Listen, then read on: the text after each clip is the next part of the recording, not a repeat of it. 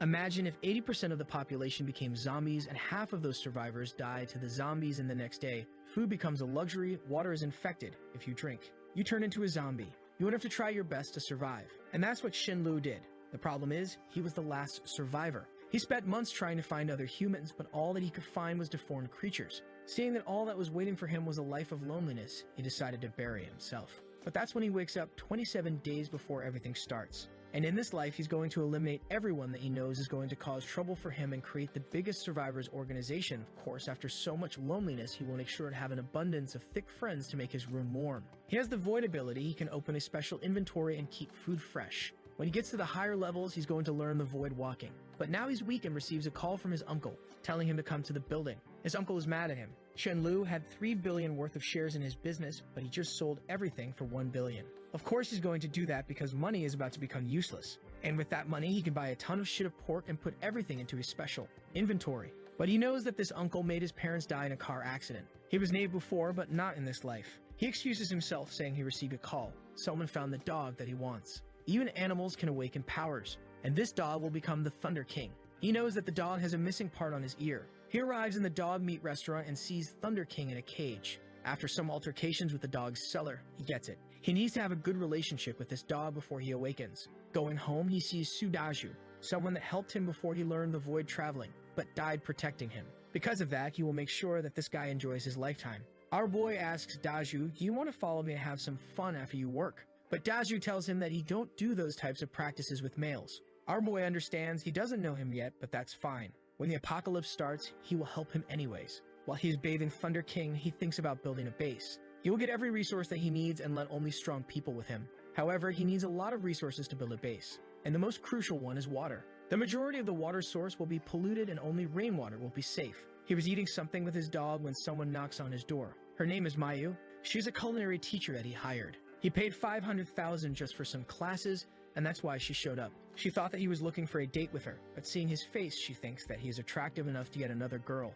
So why is he wasting his energy on her? After some classes, she leaves. He doesn't know what happened to her in the apocalypse. While watching her leave, he remembers 2 girls, the sisters Mi-Ling and Millie. One had the flame power, and the other one had the light power. He heard that the light girl could even use revival spells. Of course, he wants both of them in his house, so he calls a spy to find them. We are 5 days before the doomsday, and he has stored a lot of food, everything that can give him an edge in negotiations. He even bought a custom set of armor and some electric batons. Cause is one of the best weapons for the zombies in the early stages. In the last day, he bought a truck, and in that night, he couldn't sleep. We are at 1 hour and 20 minutes before everything. He calls his uncle for a favor and go to pay him a visit. In this life, he will kill him this first day. While he was leaving, he saw Sudazu again and tells him to stay safe until 9 o'clock. His cousin and his uncle were planning something when he arrives. He pretends to know nothing and eats. Suddenly, they heard a loud sound in the maid's room. His cousin goes to see. Upon opening the door, he saw that the maid was already a zombie and had killed someone. He falls back and she rushes him.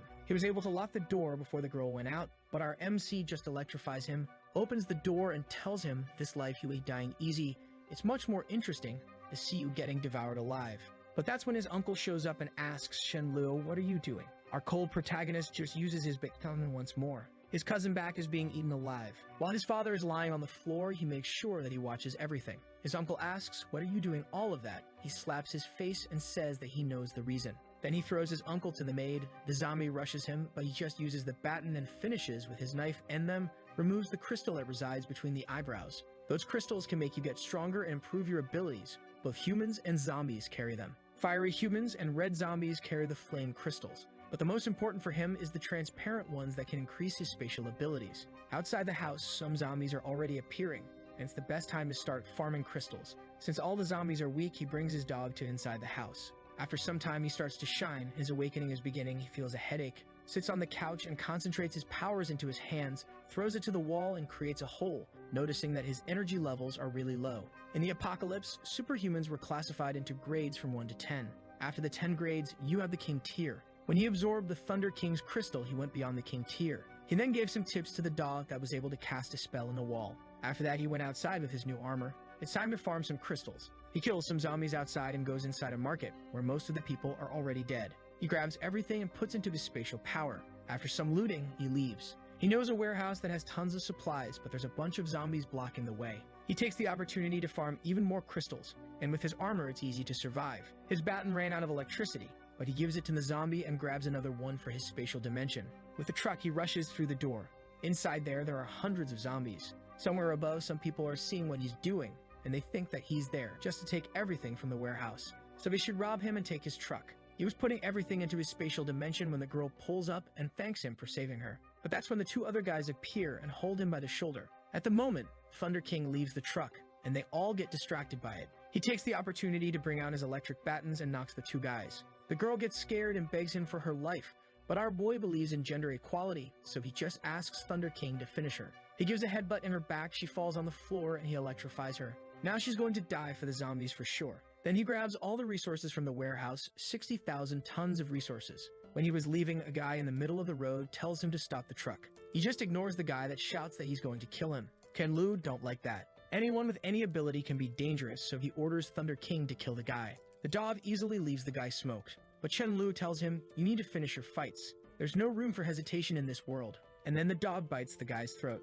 He drives back home, but in front of his house, there's a bunch of zombies. With Thunder King, he easily defeats them. And from the balcony there, Sugazu and a girl by his side saw him. The girl named Chen Jin by the side of Sudazu tell him to don't go. This guy is crazy. He's luring the zombies here and is going to kill everyone. But Sudazu will not abandon his friend. So from the balcony he calls for him, and our boy sees the girl. He doesn't seem to like her. Why did I forget about this woman? She was a burden and almost got us killed. She's a very scheming woman. In last life, she always used Sugazu as an experiment. If she needed clean water, she would let him drink first, and always try to show affection for both of us.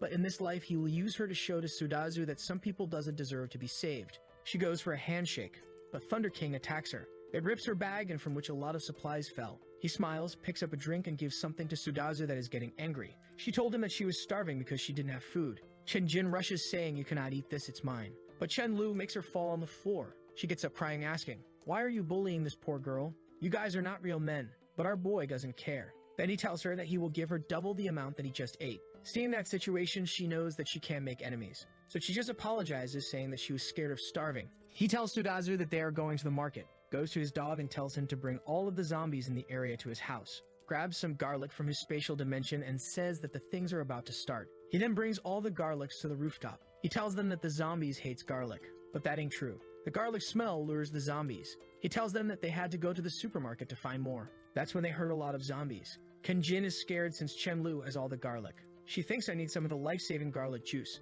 The zombies are about to break the door. Our boy throws the garlic on top of his head and tells Sudazu to do the same. But before he can do anything, Chen-Jin grabs it and uses on herself. Sugazu in his mind was planning to give to her, but the way that she used it made it clear the type of person she was. Ken-Lu says, "Sudazu, you saw it, right? In the apocalypse, you need to be careful cause some people don't deserve to be human." The girl now knows that she was set up, but Chen-Lu tells her that he didn't make her use that bowl and whispers into her ears, "Let me tell you, zombies love the smell of garlic, so you're dead for sure." The girl panics, telling him that all that she wants is to live, but he's cold. He says yes, but you're going to abuse the kindness of everyone, and I also want to live, so is it really wrong to sacrifice you? He puts the armor with garlic into his spatial dimension. You don't care about her cause, she's gonna die anyways. And Sudazu is a loyal friend. At the moment, she tries to seduce him, telling him that he can do whatever slimy, slicky, squishy things he wants with her. But he answers saying that all he wants is her to die. That's when the zombies came running and grabbed her. Half-hour later, they have killed all the zombies. But now the house is a mess and would be nice if he could have a maid. The culinary teacher doesn't look bad, is good at cooking, and also works hard. Maybe she's still alive. That's when he pulls out some food out of his spatial powers, and asks to Sudazu if he has felt anything strange with his body. That answers that he's feeling way stronger than he used to. And then Chen-Lu explains him about the powers, while his dog is wiping the floor. He goes to his bed while he thinks that he has already 42 core crystals. He makes a sword out of thin air, but unfortunately he can only keep this on for 7 seconds. But that was a skill that he learned way later, though in this life he will get even the void passage much earlier. In the morning he gives some armor to Sudazu and it's time to go to the green storage. On the way there they kill some zombies and then enter a dark room. At first glance they saw a skeleton. Ken-Lu knows that zombies don't eat humans to the bone. It can only be rats or ants, of course mutated ones. After walking for some time, Chen-Lu shouts to everyone run. It is an infestation of mutated rats. There's even one that is the size of a cat that jumps on Chen-Lu's back and puts him on the floor. He tells Sudazu to not hesitate and start attacking. In this world, every single creature is slowly growing stronger, and some of them will skyrocket its powers. The fight is getting hard. Subazu falls on the floor when a rat bites into his neck. Fortunately, the armor saves him. Chen-Lu notices that the situation is getting really dangerous, so he takes some meat out of his spatial dimension and throws to the rats. He now has to use his void sword, but that will cost him a lot of his energy. With a single swing, he can easily kill the Rat King and takes a big crystal from it. He asks Subazu to take out the tooth fangs from the rat. With his extra strength, they got a Rat King fang. Ken and Lu goes to the storage and takes more resources for his spatial dimension. Then they go home and now they will spend 3 days using those crystals to get stronger. Ken Lu thinks that the fight with the Rat King was too dangerous. 3 days later, even Thunder King has already reached rank 2. Now our boy really feels like he needed Mayu to take care of his daily life. He remembers that she used to live on a 5-star hotel nearby. So he decides when he reaches rank 3, he will go in to find her. He goes to his bed to absorb more crystals. In last life, it took him 1 month to get to rank 3, but in this one, only 3 days. With his void sword having a duration of 20 seconds, he feels safer going outside. Next day, they go to the 5-star hotel. After killing some zombies, a guy opens a door and shouts, "Brothers, please save us." Is the hotel waiter Liu Wenbo. Chen-Lu asks him, "Do you know Mayu?" Then we see a blue-haired girl spanking her, telling her to leave cause they have no more space there. It seems that they are running out of food and they need to throw her out to survive more days. The blonde guy goes to Mayu and tells her, for the sake of everyone, "We have to sacrifice you, go out there and try to find another place to hide." They throw her out of the room and the zombies rushes for a bite. But that's when Chen-Lu and Sudaju shows up. They fight the zombies and the people inside the room are getting happy. The girl with blue hair thanks them. "You two are my heroes. Thank you so much for saving us. My name is Lim Yi." She is telling her name cause she's famous and wants to use her fame to get some reaction from Chen-Lu. But he ignores her, goes to talk with Mayu and asks her, "Why were you outside the room?" Crying, she explains everything to him. She saved them and then they throw her out. At the moment, a guy shows up behind Chen-Lu and tells him that he will pay 200 if he became his bodyguard. But Sudaju just slaps him across the face saying, "I hate people like you. How could you betray someone that helped you?" Ken-Lu answers that he will tie it up everyone, and if they survive, lucky. If not, that's their fate. The actress falls on the floor. "Please save me. Don't do that to me." She is willing to empty his family bag every day, but Chen-Lu tells her to get off since she is too dirty. While he was tying her with a rope, she was begging, "I haven't taken a shower for a few days. It's unavoidable that I'm dirty. You can help me to wash every inch of my body." But he stuffs her mouth with a piece of cloth. When they were leaving, the guy from the hotel was begging for some help. Ken-Lu gives him a metal tube and tells him that if he kills 10 zombies, he can come. But the guy hesitates, so that's his answer. But because the guy helped him to find the girl, he tells him, "I will give you 3 minutes to shop freely, then I will escort you back as a thank you." And the guy goes shopping. That's when Chen-Lu tells to Mayu, "I have a problem with cooking and logistics, so I think that's a good job for you. I'd rather kill zombies and I can guarantee your safety. So what's your response? Are you willing to go back with me?" She says that she's willing, so he welcomes her to the team. After sending the guy home, they can go back and celebrate. Back at home, he asks her about her abilities. Did she feel anything? She says that on the 3rd day she got a headache, but she was starving so much that she didn't pay attention. He tells her to feel the energy flowing through her body and try to manifest that energy. After focusing for some time, fire appears in her palms. Ken-Lu thinks that's a great ability. 1.5 hours later, the food is ready. They ate everything that they could. And Chen-Lu tells her to take a shower, just don't let any water get in her mouth. A few days later, after absorbing some crystals, he's closer to the rank 4 and is thinking about the 2 sisters. Maybe it's too early to help them, but it's a revival spell. People like that should only belong to him. He and Sudaju are going out to gather more crystals and he tells to Mayu, "Never open the doors, even if someone is dying in front of you, don't open.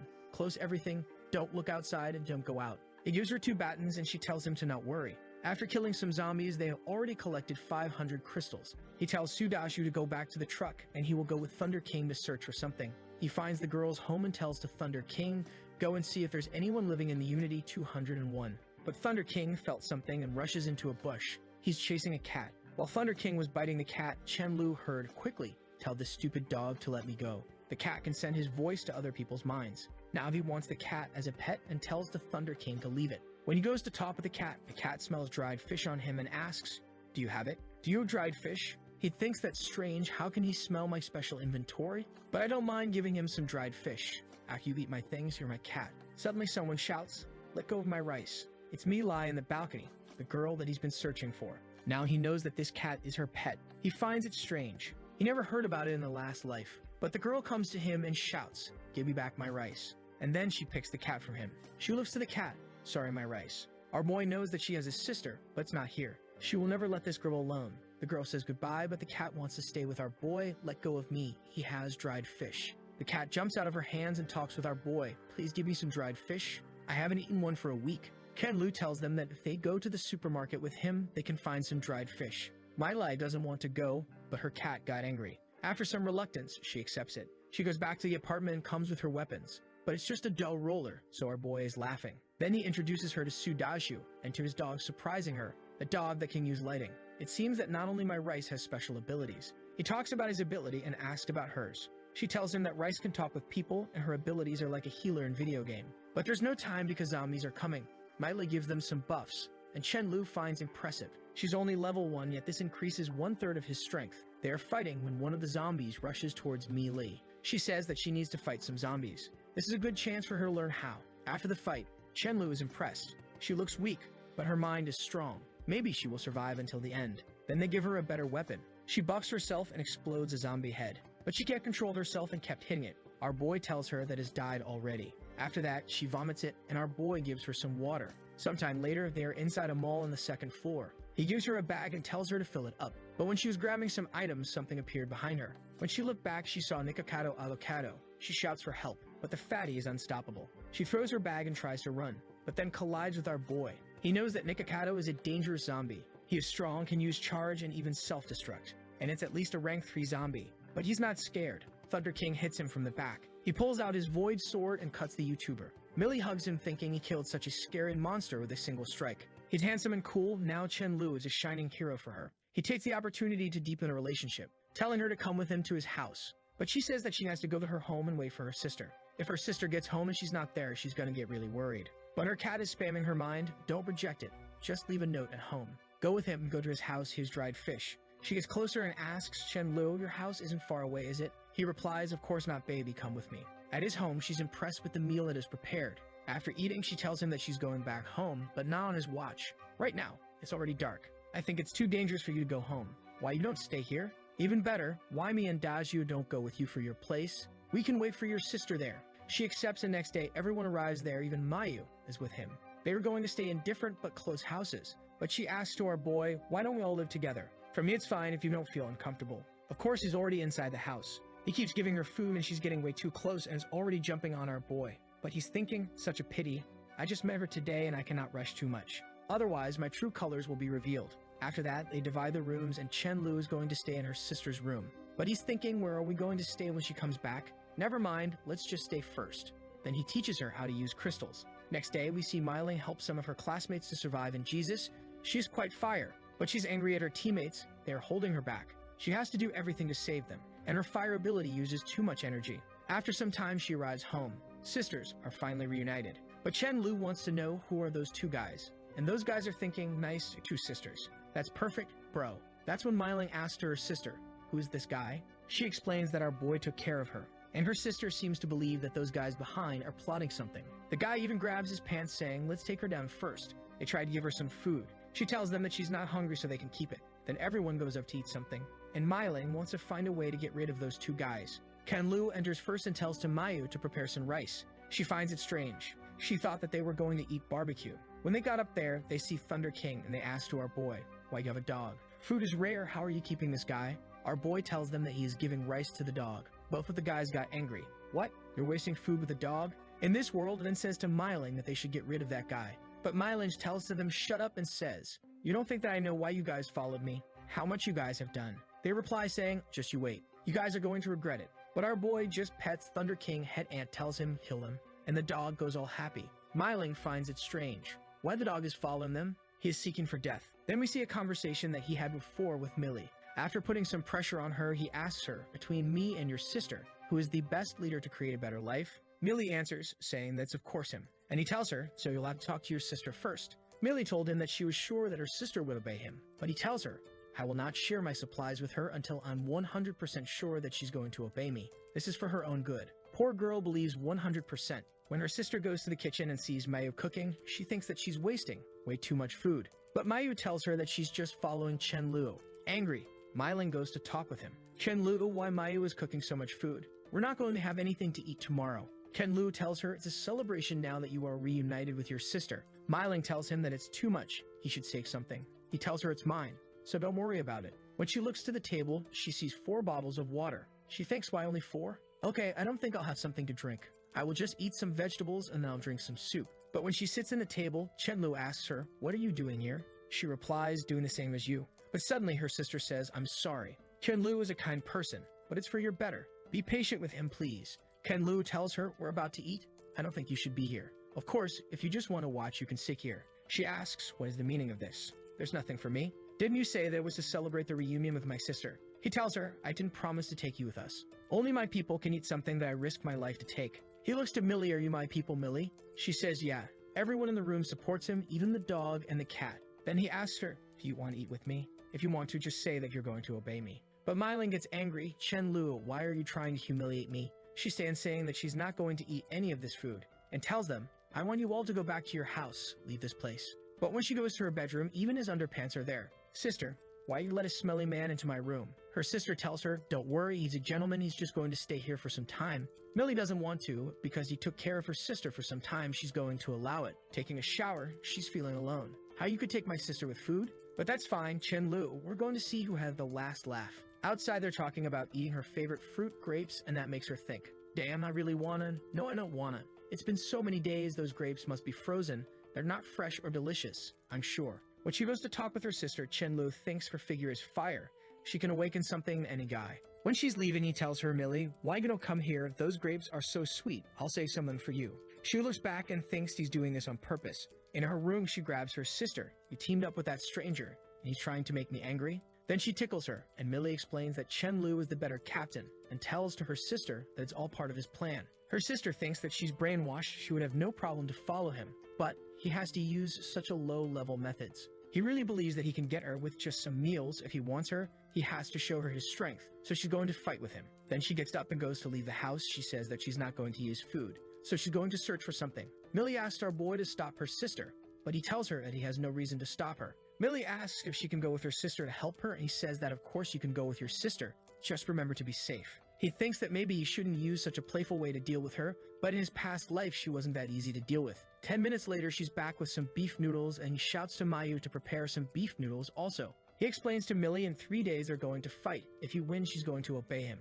And if he loses, she can order him as much she wants. But then she wants to know why 3 days later they can fight right now. He tells her that his powers are out of control, but the true reason is because he's about to get to the level 4. And he tells her that he thinks that she would lose to Thunder King. She says, "Are you crazy? You were saying that I'm going to lose to a dog." He says that he's joking, but suddenly Thunder King is growling at the door. Someone outside is asking, Millie, are you at home? Please, I saw you coming back. Give me something to eat. I haven't eaten for 2 days. Millie goes to the door and tells to the lady, I don't have anything to eat either. Go away. Look to her sister and tells her, Millie, remember, no matter how much we give to her, she will finish everything in 1 day. The world now is like that. The fittest will survive. Chenlu says that this is exactly the new order of this planet. She tells him to cut the crap. In 3 days, he's going to learn his lesson. And the cat warns Chenlu that the person in the door is malicious.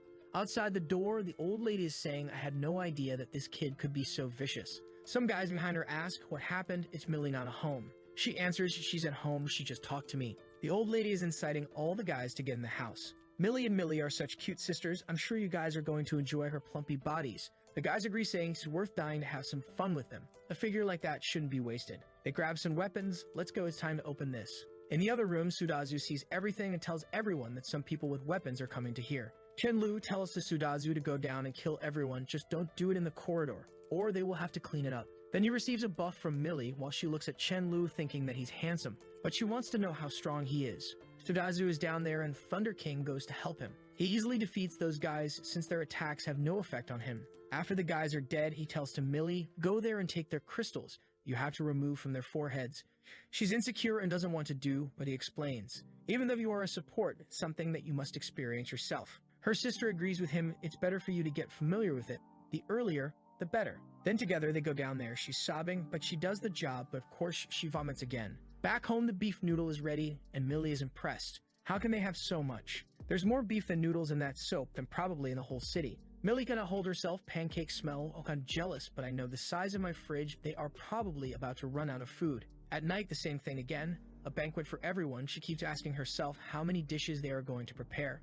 She runs to the fridge, opens the door, and it's full. She goes to Chenlu, shouting and saying the fridge is full again. When did you go out? Emat couldn't find fresh food. That's when Millie explains to her, Chenlu is a void ability user. He can stock food for as many years as he wants. Millie asks, why didn't you say earlier? Her sister says that she forgot. Then she looks at Chen Lu and says, just don't forget our agreement. We are going to fight and you will listen to me. Yes, after I defeat him, I will make him kneel down and call me sister and give me all the food that he have. Our boy really wants to reach rank 4. He will receive the void walking ability. Then he used the Red King crystal. It's hard to absorb so much power, but now finally, he was able to break through rank 4. And then he used the void walking, going from inside the room to outside where Thunder King was guarding and got jump scared. And now it's time to the fight. Millie asks him once again, if I win, you will listen to me, right? He says, of course, you seem very confident. Why don't we add more bets? With a distance of 20 meters, we're going to lose in 3 seconds.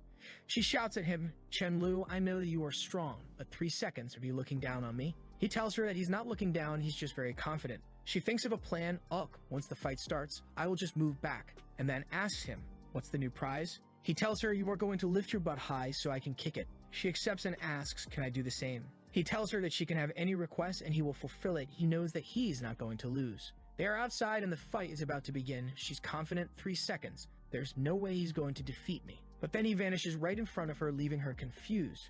Where he is, he's a stealth ability user. He's already behind her, grabbing her by the neck. It was so fast that she didn't even know what really happened, but he gets to her ears and whispers, Myling, you have lost. She thinks that if he had used the sharp dagger, she would be dead, and then accepts the defeat and asks, why do I have to do? But is thinking if she really will need to let him kick her ass. He puts his hands over her shoulders.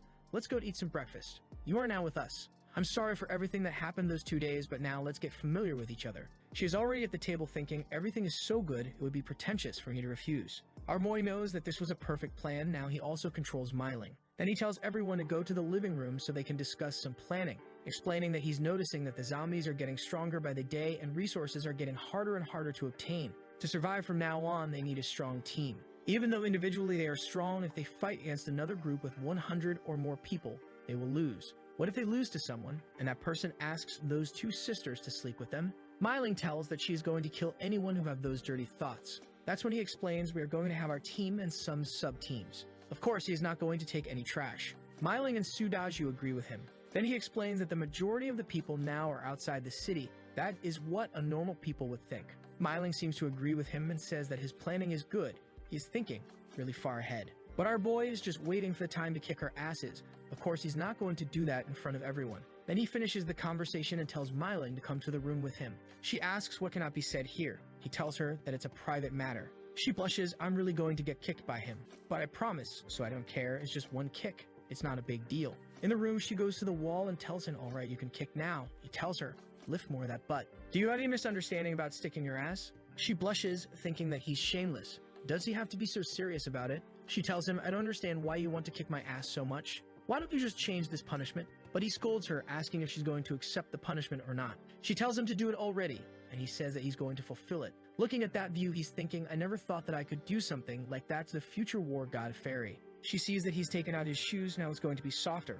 Right. He's not going to hurt me with his kick. If he dares to kick it hard, I will cry. She looks back, what are you doing? I will count to 10. If you don't kick before the count ends, don't say I never fulfilled my promise. 10, 9, Chenlu is thinking, if I kick her, I can take my revenge, but is there a need to do it? I was trying to mess with her, and even though I'm sure that it's going to feel awesome, I feel like I will be single for life. 2 minutes, there's no time left. Suddenly he slaps her so hard that the impact send waves up to her head. His fingerprints were carved in that skin. She gets shy. Why did you use your hands? He tells her, sorry I forgot, want me to kick this time? She goes to strangle him and tells him, if you dare to tell this to anyone, you're a dead man. He tells her, okay, I'm going out. I will ask the sister Mayu to cook something that you like as a celebration for you joining the team. She finds it strange, you never asked me what I like to eat. But then she sees all the food. Oh my god, if Chenlu wasn't around, I would not be able to eat all this in my life. She thanks him and then he tells to everyone they're going back to his old home. This place is not good for them, and also they need more people in their team. In his way home, he sees some guys fighting some zombies.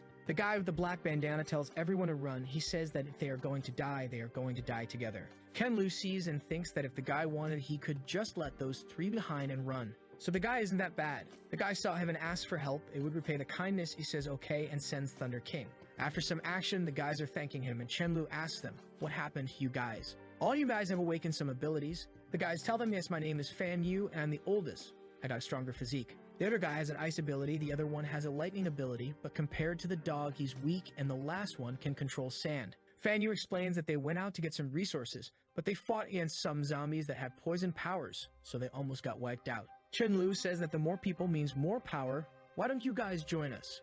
But of course I will be the captain. Fan Yu thanks him and accepts it. They enter the truck and Chen Lu gives them his old house to live, but he tells them, I will come to find you guys later. Inside the house, he tells to Meiling and Menilai to go to the 3rd floor and pick a room. Sudaju and Mayu are going to stay on the 2nd floor. Then he tells Daju to come with him to the neighborhood to check on something. When he gets close to the guys, he overhears that the guys are talking about the dog being so strong. Bro, I think that dog could defeat 4 of us. He goes to the guys, do you guys know how to cook rice, right? Take this. Fan Yu says that they cannot take that since he had already done too much for them. They will go out and search for some food by themselves. But our boy tells them that they are family now. They're all teammates, so giving food is normal. But inside his head, he thinks that he's only going to give meat when he believes in those guys. Then they give some walkie-talkies and explains part of the plan. They are going to settle here for a long time. You guys are injured, so rest first. Contact me if there's anything happening. Outside in the neighborhood, he is with Milling and she's angry at him because she wants to be with her sister. But he tells her to shut up, there's someone coming. A bus pulls up and a babe gets out of it. She has that jacket over her shoulders, so for sure she's strong, and Chen Lu recognizes her as Mu Tianji. He says, why did I forget about her? Meiling asks him, do you know her? He tells her that girl is a CEO and a chief designer for a clothing design company, and she's famous, but she's a complete psychopath. He remembers that in the apocalypse, she established a gathering place that could only accept female survivors. No one in that place could fall in love. Any relationship would mean death. But of course, she had her own desires. She was Meiling's number squishy lover. If I remember, she risked her life to save Milling and died. After Meiling took the captain position, she started to let male survivors to join. Mu Tianji is probably here to collect some supplies. She should have met Meiling right now. Looking at Meiling, he thinks that she is such a good underling. She asks, why are you looking at me? He tells her that it's nothing, but it's when the girl shouts, who is hiding over there? Our boy knows her, it's Stubian. Suddenly, Mu Tianji rushes for Milling and says, we are a team only with girls, how about you join us? Our boy is right there just staring at her, and Meiling says, sorry, but I already have a team. Shanji asks her, he's your boyfriend? Ken Lu cuts her, it's none of your business. Turns around and says, Meiling, let's go, we need to keep up with everyone. Mu Tianji looking at our boy is thinking, every man is greedy and full of lust. He is pretending if he says that he does not want this beautiful woman. I must make Meiling see his true colors. She tells her team that they are going to stay here for today. That night, Mu Tianji went to talk with him, but he tells her that they are not close enough. She says that it's going to be fast, she just needs him to help with something. He asks what it is. She replies, there's a big shopping mall with many supplies 3 miles east. If we go there, you're going to have food for at least a year. But there's a lot of zombies and I don't think I can do that with only my team. So I would like to ask you to cooperate. But Chen Lu knows the shopping mall is the one where he got everything with Mealy. Why should he want to go there to see some zombies dancing? So he tells her, nah, I'm fine here. I'm a coward. There's like hundreds of zombies. I don't want to go. Mu Tianji angry thinks you are a coward, so why Meiling fall in love with you? He then says goodbye. She wanted to take him to the mall so she could kill him, but he's not biting the bait, so she has no choice but asking for that person for help. Chen Lu is impressed. Jesus, that pig wants to eliminate me just because I'm with Meiling. She's more ruthless than I thought. I didn't have anything against you, but if you want to do something against me, I have to protect myself. No one would be wary of a dog. Then we see Mu Tianji talking with someone. She thinks that he's just a stupid delivery guy, but he has a good wind ability. A few minutes later, she's telling him, I need you to use your wind ability to lure the zombies there. I'm doing this to punish that trash, do you understand? The guy is a simp, so he says. Of course I understand, my queen. It's an honor to help you. But after this, he wants something. She says that she would let him join them, and now he's all happy. Thank you so much, Mu Tianji. I will do my best to help you. The guy seems to know Su Daju, and he was trying to find him, but he couldn't. He runs through the city, luring all the zombies, and goes to the mansion. But outside, Chen Lu, Su Daju, and the dog were waiting for him. He stops in front of Su Daju and asks why he's there, thinking that he cannot put his friend's life at risk just because of a team of girls. He tells Zhu, please wait for me here. I will lure the zombies away. Ken Lu remembers about the guy. He was also a friend, and all the time he would lure the zombies so they could find resources. It was a good strategy for a short amount of time, but he died in a miserable way. After some time, he comes back and tells him that he's sorry for bringing those zombies. Dazhu tells that it's fine. He knows that he wouldn't bring the zombies just to kill him. And Chen Lu asks, Mu Tianji asked you to bring those zombies, right? Feng tells him, how did you know? Thinking, don't tell me that this is the trash guy that she wants to kill. Ken Lu asks him once more. Mu Tianji told you to lure the zombies here, but do you know anything else? Brother Feng tells him that she didn't. She just told him to punish some scumbag. At the moment, all of them heard a loud noise, and Chen Lu recognizes the sound. It's a rank 5 zombie. From behind all those zombies, we see a bus coming. Mu Tianji sees the front of the house and knows that those are the zombies that Brother Feng brought. All she want to do is save Meiling so she can bring her to her team. Then they keep charging with the bus. One of the zombies already controls fire ability and throws a fireball into the bus. All the girls are running. The bus has a gas tank, so they need to be careful. Mutianji didn't know about the zombies that have abilities. She tells everyone to not panic and attack the monster together. Then she uses her ability, sending 3 daggers to the zombie, but it's easily blocked. Seeing that the zombie is rushing towards her, she grabs one of the girls and uses her as shield. From the side, Chen-Lu sees everything and thinks, "The zombie is really strong, I need that crystal." All the girls are now scared of Mu Tianji, thinking to themselves, why Mu was using some people to save her? That's when she saw Chen-Lu. "Nice, I'm going to use this coward to block some zombies." But Chen-Lu tells her, "Is it really nice to use your own sisters to block those attacks?" He slaps her across the face. "I never had thought that you were someone like this." Mu Tianji is scared. Why is he so strong? She falls on the floor and a zombie pierces through her. That's when Chen Yuan appears. She says that she's going to buy time for everyone, and Chen-Lu sees that she's courageous. He smiles, brings out his void sword, and says that courage is rare. I'm not gonna let her die here. The zombie tries to hit him with the fireball, but he just uses his void walking, appears behind it, and cut its head off. Everyone is impressed. Wait, it's already killed. How that guy is so strong. He grabs the crystal and tells Chen Yun to stop crying. From now on, he will help her, but now she needs to comfort her sisters. She thanks him, and then he asks her, "What do you guys plan on doing after this?" The girls doesn't seem to have any plan. After some time, he called Chen Yuan to a private conversation, and he tells her, "If you guys join us, I guarantee that you won't have to worry about starving to death for a short term." Chen Yuan asks if she can talk with her sisters first. After some time, "Dan, my brother, that's how you survive in the apocalypse. My boy went from 3 to 100. He thanks Mu Tianji. I will be taking your team." Yuan says those are the 20 people that wants to join your team. He tells, "No problem, but you guys must follow my rules. Number 1, you must obey orders at all time. If you guys join me and don't listen to the orders, don't blame me for being ruthless. Number 2, don't tell me that you are afraid. When fighting, there's no distinguish between man and woman. Everyone here will fight. Number 3, if you need a partner, try to find one within our team. That's the big wingman, my bro doing one for the boys even in the apocalypse." The girls have some doubts why we can only have relationships within the team. He explains that it's to prevent that those people to get abducted by others' teams,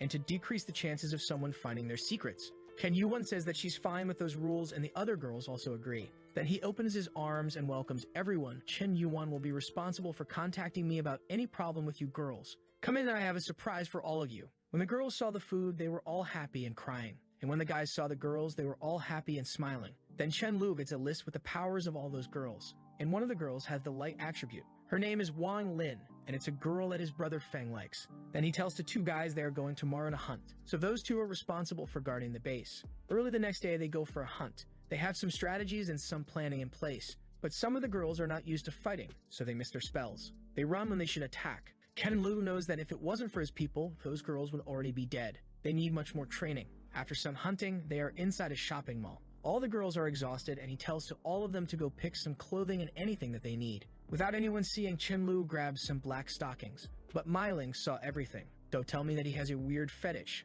Does he like to wear that? No, he's not that type of guy, so for who he's going to give it? Wait, to my sister. That color doesn't suit her. After some time, they were all thirsty. And our boy gave 2 bottles of water for everyone. When seeing that situation, Millie thinks that it's wonderful to have Chen-Lu around. Ever since she started to follow him, she never got hungry or thirsty. She even got protection from him. She has been hiding something in her heart for too long. Today at night, doesn't matter what happens, she's going to say it. The night falls and our boy is playing some games. When Maylin asks if she can come in, of course he tells her, "Sure baby, come in," but is thinking, "It's so late. Why is she knocking on my door? Maybe she wants to give me the opportunity to do some slimy slicky things." Sitting by his side, she tells him, "Brother Chen, today after seeing Sister Xu and the others, I realize how lucky I have been to be by your side. I have something to say which I have been holding into my heart for a long time." Our boy is anxious for what she's about to tell him. And then she asks him, "Can I be your girlfriend?" Jesus, our boy doesn't waste time. He puts her on the bed. "Of course, Maylin, do you know how long I have been waiting for this moment my boy is going in?" And she says that happiness came so quickly. She tells him that she's not ready, but he tells her that this world is way too harsh. No one knows how long they can live. Today might be the last day of us on this earth. There might be not tomorrow. When you were ready, your brother here would be dead. Wouldn't that be a pity?" While he kisses her forehead. She thinks that this seems to be the case. And then she grabs his neck. But that's when they notice. Rice is in the room. "Boom, get out of here, brother." Poor cat thinks that Chen-Lu weren't like this in the past. Myling appears and thinks, isn't that Chen-Lu's cat? Why is he not in the room with him? Rice tells her. Chen-Lu is inside the room having a cozy warm time with Millie. Mylin asks the cat what type of warm time. She then stops right in front of the door and thinks, if Milu wants it, why should I stop it? She's my cute sister, but that would happen sooner or later. Then we see Chen Lu talking with Mei Yu. He tells her to prepare some good meals, 20 kilograms of pig meat. It's already morning and Mei Li asks him, where is Mei Li? She used to wake up so early. Mei Ling passes by and says that she's not here because of someone. Look at his face. Mei Yu seems to understand and says that she's going to fry some eggs. While she's thinking, I wonder how Chen Lu will handle her. Our boy gives some dried fish to Rice and tells him, unfortunately, you cannot be in my room anymore or I wouldn't be able to have some birthday claps with Mei Li. In the morning, they have a nice breakfast. Everyone is happy. Outside the mansion, a couple smells the pork. Brother, this smell is so nice, I want to go there. But the guy tells her, hui hui, our main task is to solve the water problem, so come with me. Right now, we need to leave a like in this video to help Mamoru make more juicy content for his viewers. Part 2 will come soon, so activate the cheeky little bell, and I'm out. Welcome to another one, my squishy cute brothers. The big table was placed outside the house. The guy with his sister gets closer and she asks to Chen Lu, do you guys have some clean water? I can exchange for some food. Chen Lu tells her of course we can exchange. Then Xu Yun brings in 2 bottles and takes some supplies. They were about to leave when they ask, brother, are all of you in the same team? Do you guys accept more people? Chen Lu gets close and asks, why? Do you want to join us? She says that she wants. He tells her, okay, you just need to prove that you're qualified. If you guys go kill 10 zombies and bring me back the crystals, you guys can join us. Of course, you have to use weapons or your abilities, not with vehicles. The guy sees that as an NPC giving a mission and thinks that it's doable. So they go saying that they would be back soon. The girl tells her brother, I thought that only you and me knew about the crystals. But her brother tells her, of course they know. They are smart people. They even have meat to eat. He told us to kill 10 zombies, but we were going to kill 20 just to prove ourselves. 1 hour later, they are back. Chen Lu seems happy and tells them good job. Welcome to our team. Now tell me, what's the ability of you guys and when did you guys awaken them? The guy says that he got his abilities on the 3rd day and his sister got on the 2nd one. He explains that he is like a warrior with more strength and his sister is like a magician. Chen Lu asks magician in what way. She summons a dark energy on her hand. Chen Lu smiles. Dark ability users can create undeads and even cast curses. To our team, it's a great help. Then he asks Sumayu to cook something for them. Later that day, he was walking around in circles, thinking that Millie is about to reach a new rank. Then he tells the Rice to go sleep with Mei Ling and appears right into Millie's room. Millie, I'm here tonight, lads. She jumps on her bed and covers herself saying no, I don't want to do, I'm still in pain. But he hugs her. Okay, we are going to have more chances in the future. I will try to hold on. But suddenly he says, I have an idea. Why don't you just heal yourself and we can try? Brother, that's what I call a good use of abilities. We're already on the next day, so I think the healing was used multiple times. In the city, he's telling the team. The goal today is to collect supplies in the Yulin community, but be careful, there will be a lot of zombies. Don't panic and rely on your vehicles to run through them. While the elemental users attack, everyone else will defend them. Then Feng goes and brings some zombies. Chen Lu notices that they are improving a lot. When he was petting the cat told him, I cannot do that. I'm still in pain. He looked at the cat and asked, where did you hear that? The cat tells him, you only say that I shouldn't watch, but you didn't say that I shouldn't listen. Chen Lu picks him up, you know way too much, be careful or I'm going to kill you. The cat answers by meow. Half an hour later, he's giving weapons to everyone. Mei Ling tells him that they should go to other restaurants, and with that they grab a lot of more resources. Some of the girls are calling for Mei Ling, but she's interested in the supermarket cause she wants to find something. Ken Yuan saw her and got closer. What is she doing? Why I feel like she's trying to hide everything. Then she sees that she got some condoms and thinks, I didn't know that she had that type of relationship with him. Mei Ling notices her and says, don't misunderstand, I'm just. Hyun once stops her and says, ugh, that's fine, you don't need my help, but let's go. Mei Ling's angry. If weren't in for Mealy, she would kill that damn Chen Lu.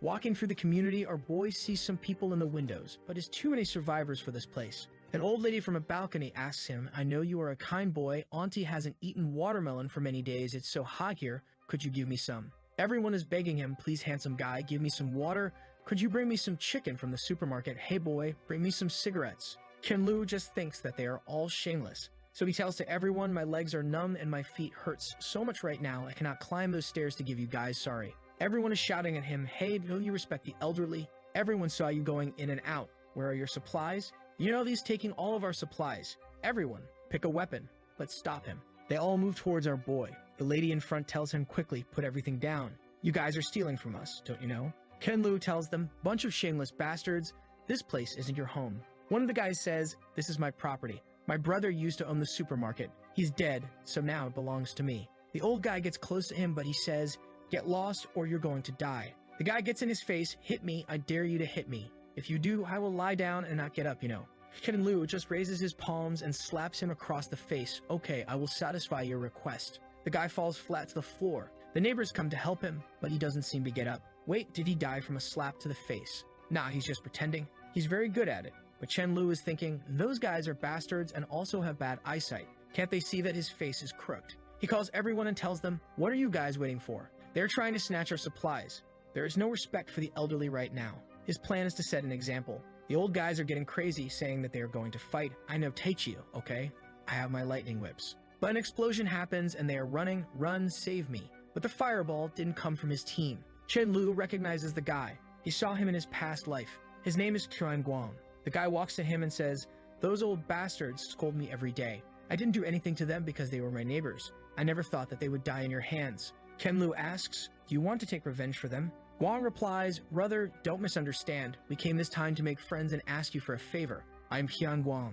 Smiling, our MC says, I'm Chen Lu. How do you want us to help you? Guang explains, you know there are 1,000 houses in our community, rich in resources, but a large number isn't collected yet, but it's getting harder to get them. In the past 2 days, a husky turned into a zombie dog. It can run fast with lightning and also has some wisdom. When someone is alone, he attacks, and when we are in a group, he hides. It's been difficult to deal with him. He even killed one of my companions. Chen Lu says that he understood and asks what is the reward for which Gong offers 300 caddies of rice and 5 barrels of water. Chen Lu tells Chen Guang that he doesn't feel any hostile intentions from them. So he agrees, okay, I will help you guys. Then he tells the people to keep carrying the supplies and asks Thunder King to come with him. Suddenly Chen Guang says, damn brother, you are living such a prosperous life. You even have 2 pets, and they also has a bunch of cars and food. That's the pinnacle of life. Millie comes to him and asks, brother Qian, do you need me to go with you? He tells her to just wait for him. Now the guys are even more impressed. Jesus, I am still single. He has a dog, a cat, a wife, and even meals.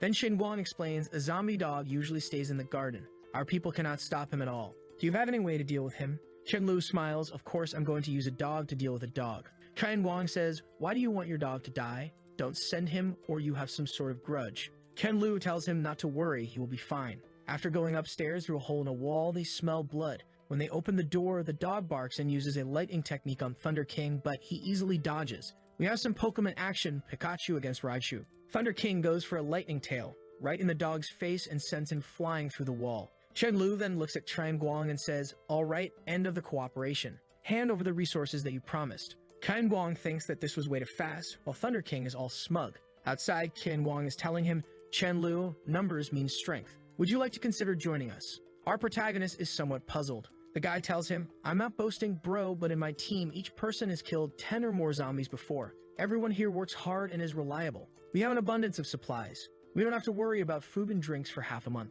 Our boy thinks, damn, now I want to take over. Because Chen Lu is ruthless, he tells the guy. I don't think you guys are fit for me. I can easily kill all of you.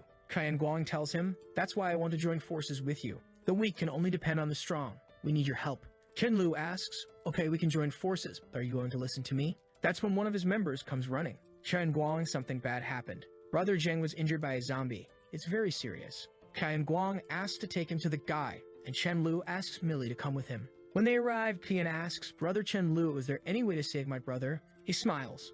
Millie says, okay, leave it to me. Then she uses her healing abilities on the guy. They're all happy. Oh, thank you so much, Millie. Chen Lu says to Qian Guang, go back and think about my proposal. Millie, let's go.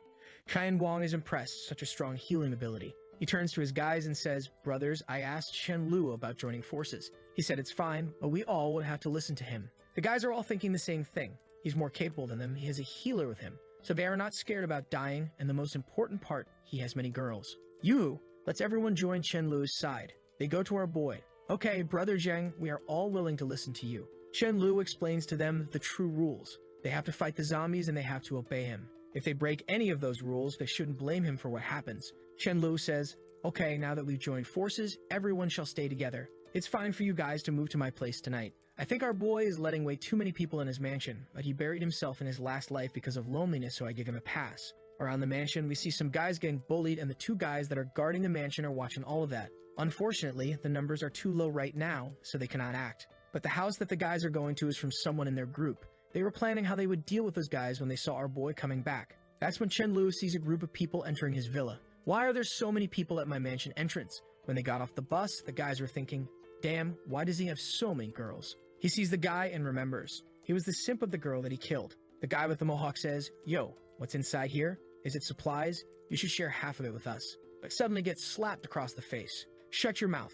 They put their lives at risk to obtain those supplies. Why should they share with us?" But looking at the sisters, he's thinking, "I kind of agree with you, brother." He tells the Luchen people, "Sorry, everyone. We didn't know that this mansion belonged to you guys we're going." Ketlu knows. This guy is a poison ability user, a disgusting venom that could make you sick for several days. Rice tells him those people are filled with hostile intentions. He says that he knows. The Mohawk guy says, "Brother, are we really going back empty-handed? This isn't like you." The guy hits his head. "Are you dumb? There's no reason to attack head-on. We should just wait for the right opportunity to sneak on them." The guy gets happy. "Brother, you're so smart." But Chen Lu just says, "Kill them. Those guys really think that I'm dumb? I'm not letting you guys get the first attack. Since you came here with bad intentions, then don't think about leaving." Later that day, he's in his bed resting. "Okay, tomorrow I know that some zombies are going to evolve into rank 1. I need to tell Shin Wen to bring back all the supplies before they evolve." That's when someone knocks on his door and he thinks, on this floor it's only me, Mailing, and Millie. Of course Mailing wouldn't come here. But when he opens the door, it's Mailing and he asks,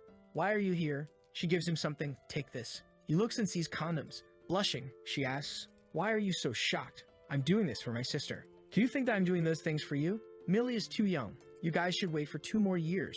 But if you want to be a father, then just forget it." And then she runs. He looks at her. "Okay, your intentions are good, little sister. I cannot waste such a gift." "Millie, brother is coming." The next day in the morning, he tells everyone about the zombies evolving. Because he doesn't want his team to die, he explains some things about them. When a zombie reaches rank 1, it gains some abilities similar to them. But the problem is that they acquire some amount of wisdom. To deal with these zombies, it's better to go in a group of 4, with 2 mages and 2 close-range fighters. Then he teaches them how to dodge some spells. He asks the girls to throw some spells at him, and he easily avoids everything. Everyone thinks he is amazing, but he explains that it's all about looking at the gestures. If you can see how the person is moving their arm, you can predict where the spell is going. They don't seem to believe, and she says, "Let's try it again." He keeps dodging everything, but then gets hit in the face, and she tells him, "I knew where you were going to dodge, so I threw one there." Chen Lu thinks it's amazing, as expected of the flaming fairy. Her way of fighting is perfect. After some motivation, they go back to the city to grab more resources.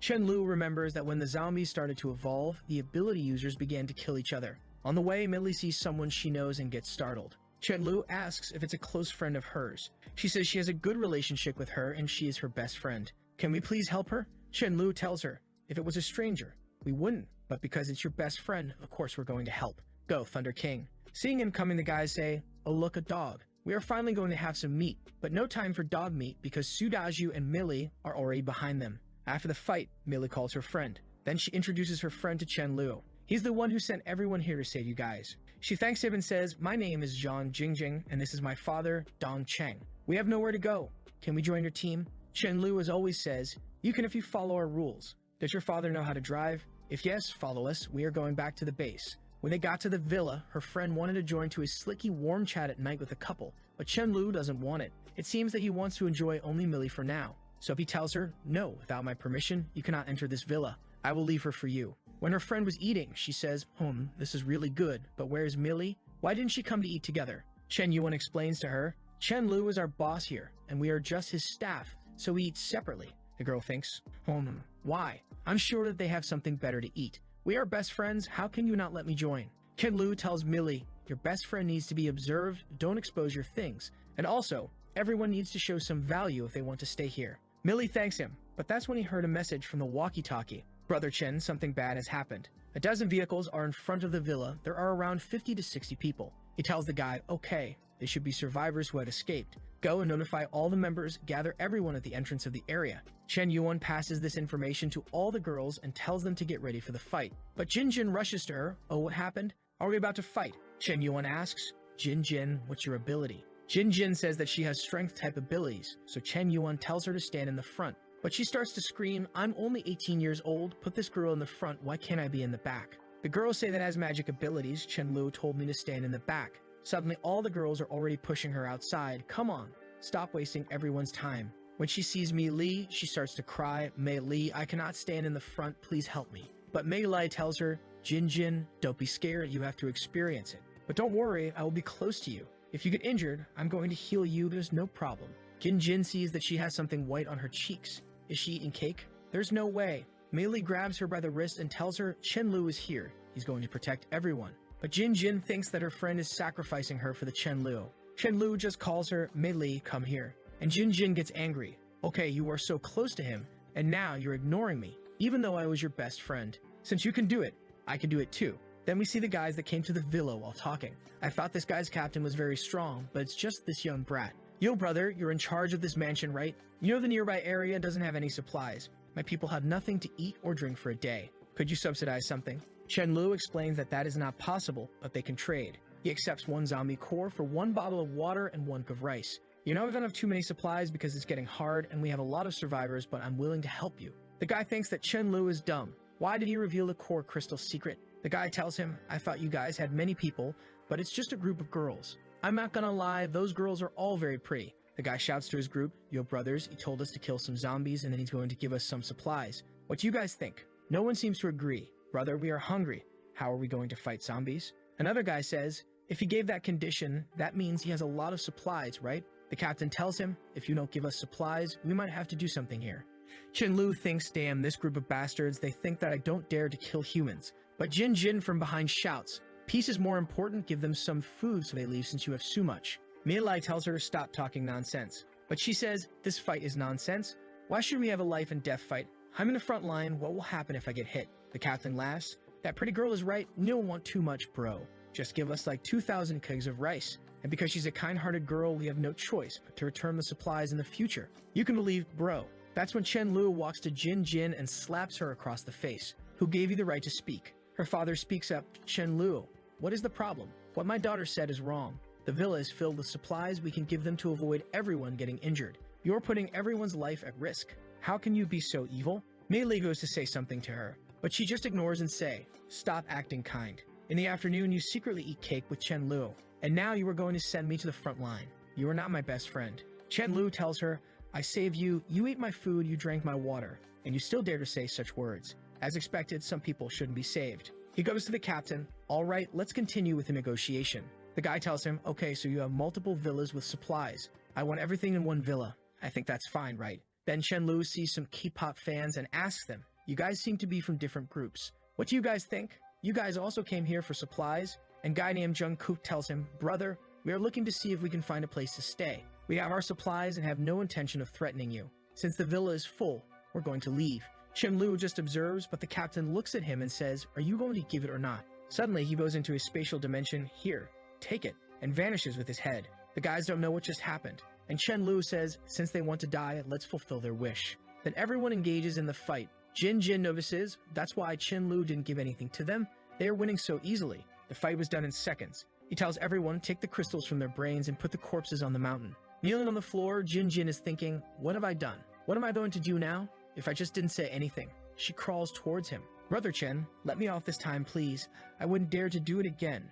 Just please don't kill me. Chen Lu tells her, what are you saying? You're Mei Li's friend, why would I kill you? But you're not my people anymore, so you can leave fast before I change my mind. Jin Jin calls for Mei Li, but she just says, sorry, goodbye, Jin Jin. Her father calls for her and she says, that's fine, Dad. If Mei Li can get a guy to carry her, I will also find someone, and in the future, they will beg for us. But before leaving, Chen Lu kicks Thunder King and asks, what are you doing? You know we cannot leave any potential threat. Thunder King gets behind the daughter and father and finish then. Then one of his guys told him that the guy he was talking to earlier wanted to tell him something important. Chen Lu asks when it is, but the guy says he's not sure. Since the guy seems believable, he came to report this to Chen Lu. He tells his babes to go back home because he's going to talk with those guys. It's the BTS members. He asks the guy what's important. The guy asks if Chen Lu is accepting people into his team because his whole team wants to join him. Chen Lu interrupts asking, is this the important thing you mentioned? The guy responds, no, it's not just that, and shows him a big crystal. Chen Lu recognizes it as an actual level 6 crystal and asks, how did you get this? The guy says it was from a dead zombie, but that zombie was 3 meters tall, and this is going to be a gift for him. Chen Lu responds, if that's the case, considering your sincerity, it's not impossible. Then they tell them their rules. Always obey, always fight, and if you try to run from the fights, you're dead. The guy seems to accept it, while Chen Lu, holding the crystal, thinks that with this, he can be promoted to level 5 in almost 3 days, which is already a month faster than he projected. Then Chen Lu tells Chen Yuan to see if any of them have light abilities or good support abilities. If someone has that and is willing to join, he is allowed to accept them. Thunder King is already back, and Chen Lu thinks it was really fast this time. The dog is all happy, saying he is a professional now. Now Chen Lu is giving orders to everyone about how many zombies they should kill and how much time they should spend hunting. Everyone just accepts. Then we see some guys confused. I thought you were the one who led the team. I didn't expect beautiful girls would be leading everyone. Is this girl very powerful? The guy just says that those girls have been with Chen Lu for a long time, so she's already level 2 and some other girls are already at level 3. Then they find some zombies and the girl gives everyone orders on what to do. One of the guys had to watch over the community entrance. An hour later, he saw a bunch of yellow cars coming to the community and passed the information to everyone. Ken Yuan told everyone to get together, but the people collecting supplies were curious. What do we do with the materials we just collected? Chen Yuan told them to leave everything since it was better to be alive, and that's when the yellow cars arrived. And of course, the first thing they say is some rapier lines, and I'm not talking about the sword. Hey, I haven't seen such a pretty and clean girl for a long time. Hello, sisters. Okay, James Charles. The guy tried to touch her, but she slapped his hands. What are you doing? She asked. The guy told her, it's the end of the world now. There's no reason to play more tricks, right? But she just kicks his balls. Stay away from me. Angry, he tells his guys to kill everyone and just leave those 2 girls for some fun. They got surrounded. When the girl told him to stop, she got hit on the nape with a bat. The guy even told her to stink and die. One more of those yellow cars pulled up and we see a guy with glasses inside. The guy tells them not to be too extreme with the girls and they seem to obey. Yes, brother, we know. But that's when one of them got hit in the face with a spell. It was Chen Yuan with a bow. Chen Yuan shouted to let them go, but the guy used his powers to raise a barrier and her arrows couldn't penetrate it. In that situation, they couldn't reach each other. When she got her friend in her arms, she noticed she was already dead. What a big loss for the team. The enemies were even going to take their car. And the rapier user said, "Bro, why don't we keep those girls? They are so beautiful." The leader slapped his face. "Are you retarded? This woman is not easy to deal with." The guy said, "Bro, what do you mean? We have many more people. What can she do against us?" But the leader knew something. Her group must be near here.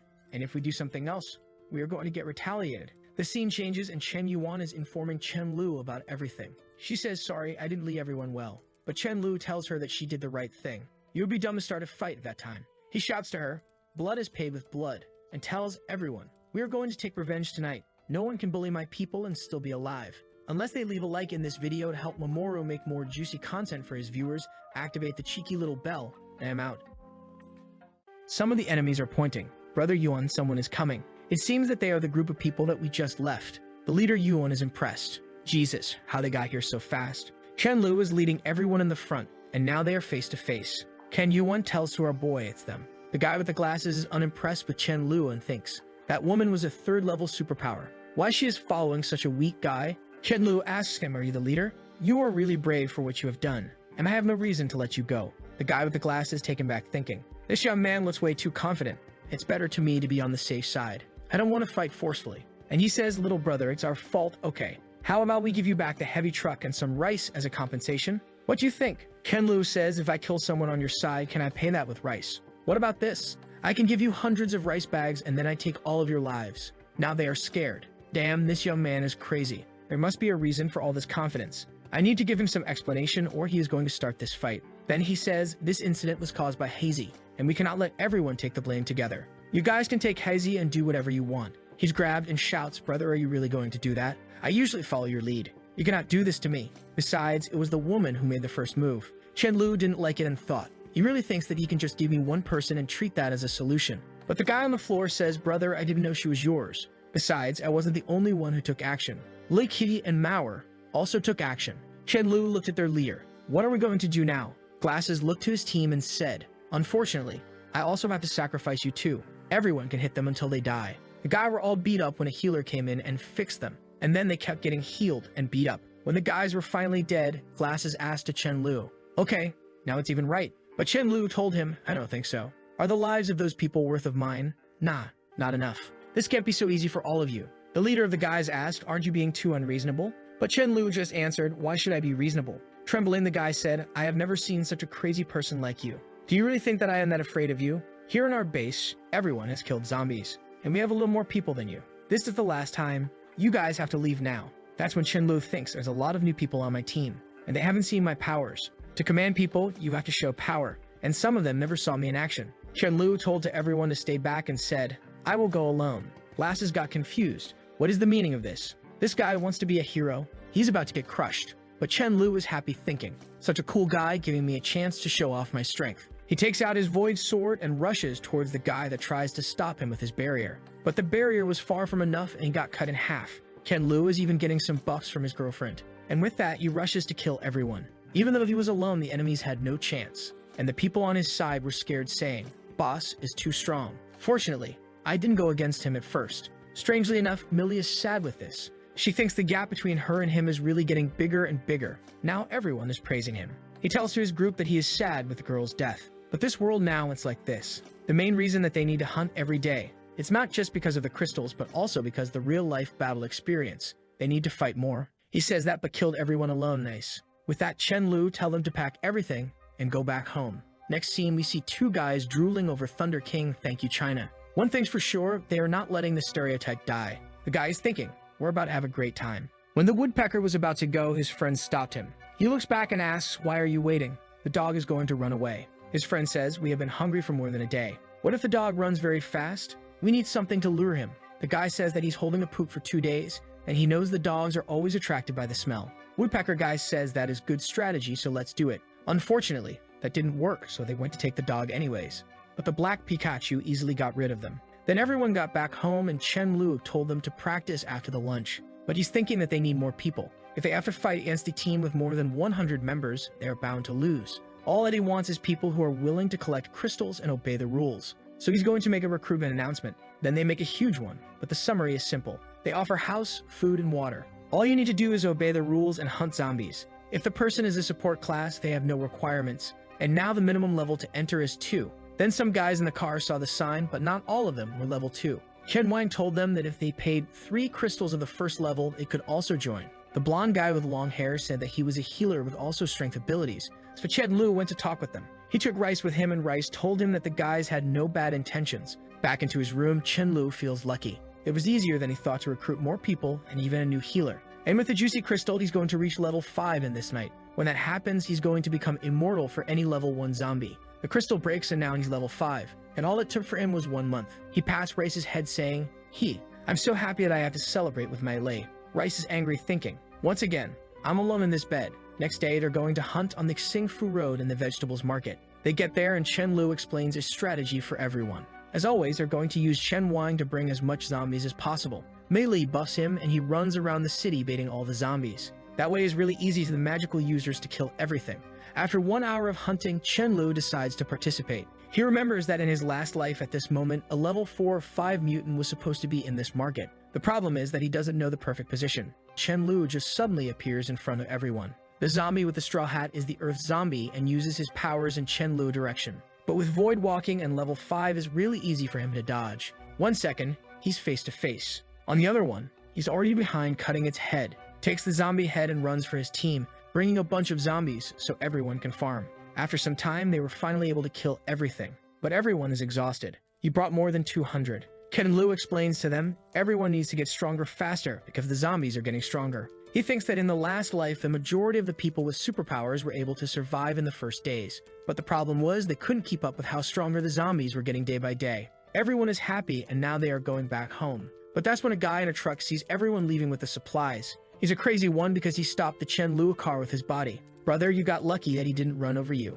Ken Lu told him don't block the road. And the guy thinks this kid doesn't look easy to deal with. And Chen Lu recognizes the guy. He's Sha Horan, a guy that is going to be known as the Invincible Iron Fist. The Iron Fist guy was begging for the blonde guy for some chicken. But the blonde guy wasn't happy with that and said that he was not going to give him. Ken Lu, seeing the opportunity, says, hey, I have chicken and even a chef here. I can give you all of that for your life. Okay. And the guy accepts and now they are all going back home because of a promise. They are going to help this guy's mother. We see the guy bring his mother from his apartment, and unfortunately, she has a deadly disease. And at this point, Mei Lai healing is not strong enough to cure her. But at least he's going to give the chicken soup that he promised. When he arrives at home, he asks to Chen Yuan to prepare a room for the guy's mother, and then to Mayu to do some chicken soup. Some hours later, they have made a feast for her, and the guy's mother is even crying. Boy, this is too expensive. But Chen Lu just tells Auntie, you're welcome here. Let's enjoy all this meal while it's hot. The mother grabs his hands and says, I can see that you are a good person. Please take good care of my son. She looks back and tells her son, be wise and honor me.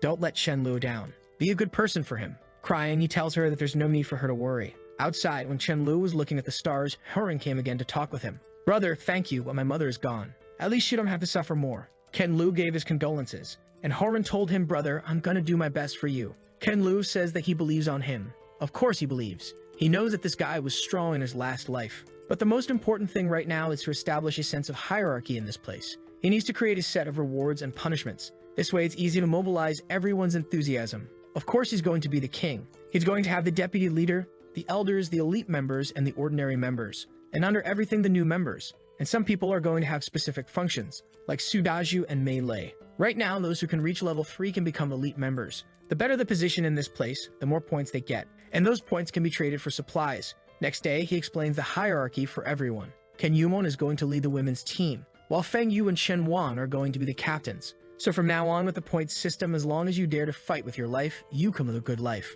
Come on everyone, kill zombies, earn points. That's going to be the motto of this place.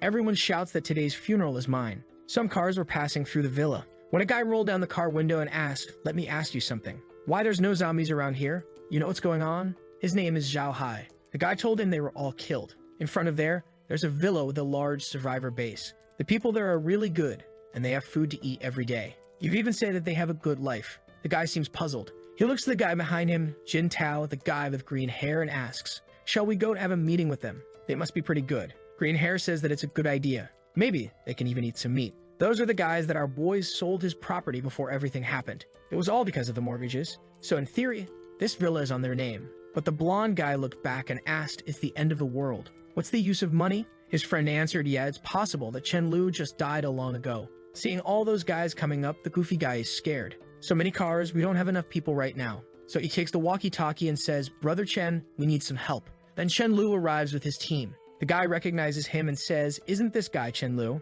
And Chen Lu also recognizes the guy. "Why the guy that gave me money is here?" The guy gets closer. "Brother, I didn't expect to see you under such circumstances. What a fate, isn't it?" Chen Lu replies, "I didn't expect to meet you either." Then Zhao Hai asks, "Brother, are you the person in charge of this place?" Ken Lu just says yes. And the guy reminds him, "Brother, you know that you owe me 300 million, right? And you should have paid me already. But due to special circumstances, damage and interest are not required. So pay it back now, the 300 at least." Ken Lu is not liking this and thinks, why does he have this illusion that I'm going to pay back even a cent? And then says, "You might not know something about me, but I never rely on other people's money. I actually already gave you the money back. Didn't you look into your bank account?" The guy behind shouts, "You're a liar. Such a huge sum of money. You think everyone here is a fool?" He's smiling and Chen Lu says, "Oak, then you have to go to the bank and show me the evidence that I didn't transfer the money." Chen Lu is thinking, to be clear, I have no intention of paying back this money. Why should I pay back the money I borrowed based on my ability? I also think is robbery, brother. But Chen Lu doesn't and says,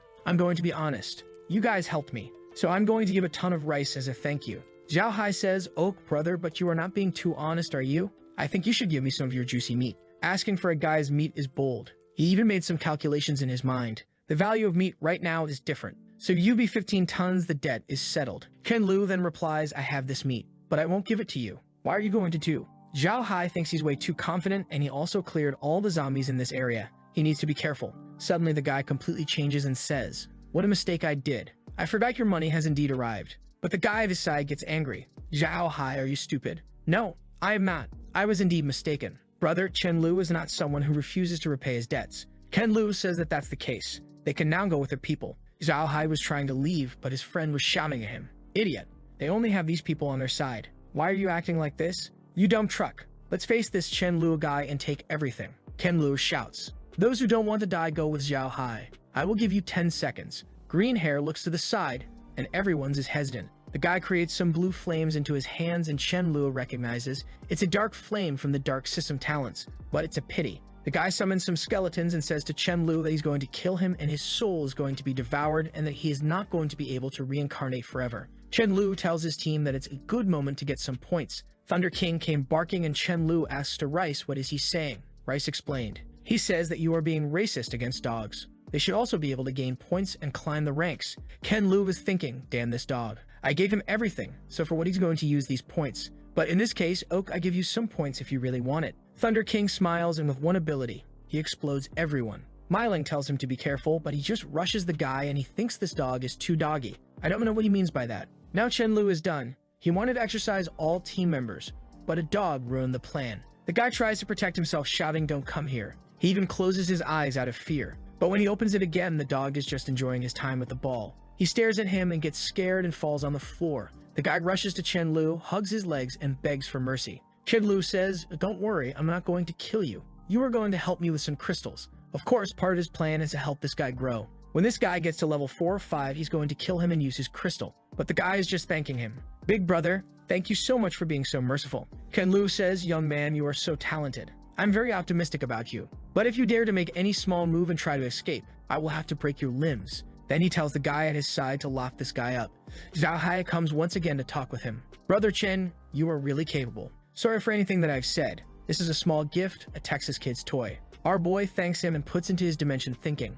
I'm level 5 now, this has no use for me. So he uses the toy on himself just to show that weapons cannot even reach his body. Zhao Hai falls to the floor thinking that he is so far away. They are on a completely different level. Kid Lu, you are too strong. He just says thanks. He grabs the guy's wrist and says, we have no problem, brother. Why don't we cooperate in the future? Like, are there any members of the light, dark, earth, or natural elements present? Of course, any other support ability is also welcome. Anyone who wants to join can consider it. The K-pop guy goes in the front and says, here we have 3 meals a day, even meat sometimes. Why so much hesitation? A lot of guys seem interested now and one shouts, I don't want to go, I have earth element, please. Then Chen Lu asks Zhao Hai, brother Zhao, you don't mind if I take some of your members, right? Zhao, with no options, just agrees. But now he knows why Chen Lu showed his abilities. Everyone is happy and Chen Lu gave them the mission. Bring me 10 zombie crystals and you can join as a new member. The guys went to hunt and Zhao Hai tells to Chen Lu, brother Chen, if you need anything in the future, you could come to meet me in the Jinglong Garden. I will live there. But if I ever have trouble in the future, I hope that brother Chen, for the sake of being a friend, will help me. Chen Lu says, of course, brother. The night falls and that means that it's time for the healing bed. But Man Lai is telling him that she's impressed with the new members. They are all performing very well. She's happy, and she believes that they are going to survive. But Chen Lu tells her that they have to wait and see how things are going to happen. The mutants are starting to evolve and things are going to get harder from now on. But he thinks that this is actually a good thing, because the stronger the mutants, the better the crystals. And that means that he can also evolve more. Otherwise, they would have no chance against the other creatures that are coming. Next day in the morning, he says to everyone, be careful. The fights are going to become more and more severe. Watching everyone going, he knows. There's no reason to avoid fights. Or you get stronger and survive, or you die anyways. The best choice is to get as much combat experience as you can. In that moment, Rice says, Chen Lu, I have an ominous feeling. I feel that Mai Lai will be injured, but her life is not full in danger. Ken Lu finds it strange. Mai Lai is with Myling, Su Daju, and Thunder King. How she can get injured with all those bodyguards? He looks to Rice, so I should follow them. But then the cat tells him to not go, saying that he needs to let them go and get stronger by fighting. He can be there and help only if they are going to die. Chen Lu was impressed with the cat. Only level 10 spiritual users can detect this type of imminent danger, so maybe he should use more crystals on Rice. Then we see Su Daju and Mei Li fighting in the city. They are facing a lot of level 2 zombies. Up to now, things are going smooth, but a zombie is observing them, and this one seems to be intelligent. He noticed that a group is stronger than your average human, and right now he's the only one here, so he cannot rush this. So he goes to call some other zombies to help him. Then we see a lot of zombies coming for them. But with melee buffs and Mylan powers, things are not that hard. They decide to take a little distance of the zombies, but strangely enough, they seem to be running faster. There's some sort of wind power accelerating their movement, so they have to stop and fight them. That's when the leader of the zombies finds a chance. He's immediately back and takes the chance to attack her. But Milling enters in front and takes the hit. Her arm is bleeding, but she says that she's fine. She uses some of her powers on the zombie, but he easily dodges. Studaju goes in front of the girls to protect them, asking Millie to heal Mylan while he rushes. He gets some buffs, and that's when Thunder King notices everything. Seeing the three of them fighting, he's scared. He knows that if those guys die, he will be eaten by Chen Lu. So he attacks from the back. Studaju takes the opportunity to hit with his bat at the monster's head, but once more he blocks. Then Li buffs Thunder King and he hits the zombie back. With that he falls on the floor and now it's easy to finish it. Everyone is exhausted, and Thunder King wants to give this crystal to Chen Lu so he can get a lot of points. Sometime later he's all smug. Rice tells to Chen Lu, this stinky dog wants to know how many points for those crystals. Chen Lu picks one of them. Damn, there are actually level 4 crystals. Thunder King, I will give you 100 points just for this one. He's all happy, and then he gives the crystal to Rice. And Thunder King is thinking, why I'm working to give crystals to a cat? Chen Lu tells him, if you want, you can keep the crystals, but then I'm not giving you points. Now Thunder King does not want it anymore. Chen Lu was impressed. Rice's prediction really did happen. The first time when Nikocado Avocado was trying to get her Rice also told him previously. The strange thing was that Sudaju was involved in everything and even got hurt. But Rice didn't told him anything about this. That means that maybe he can only feel the safety of those around him. And if that's the case, he needs to cultivate this sensibility. Sometime later they are having a lunch when Thunder King pulls up. Everyone notices. He's getting bigger. Sudaju says that maybe he's eating too much. Thunder King got angry and Rice explains to everyone. Thunder King just reached level 4, that's why he got bigger. Everyone is happy. But Myling is thinking, why my progress is slower than a dog? Then Rice says that Thunder King is asking what he's going to earn for being the first to reach level 4. Ken Lu notices that he probably wants some points, but he asks, for what are you going to use those points since there's no reason? But the dog says, I have a dream, and that is to be an elder dog, and then a captain dog. Maybe someday everyone will call me dog leader. Ken Lu asks what is that dog leader position means. Kicks his ass saying, I feel like this animal wants to take my place. But the dog is behind him barking, points, points, give me points. Ken Lu says, okay, let me think about it first. That's when someone told him on his walkie-talkie that some brothers from Zhao Hao, the guy that lent him the money, arrived asking for some help. Ken Lu says let him in. Then we see a guy given a red box.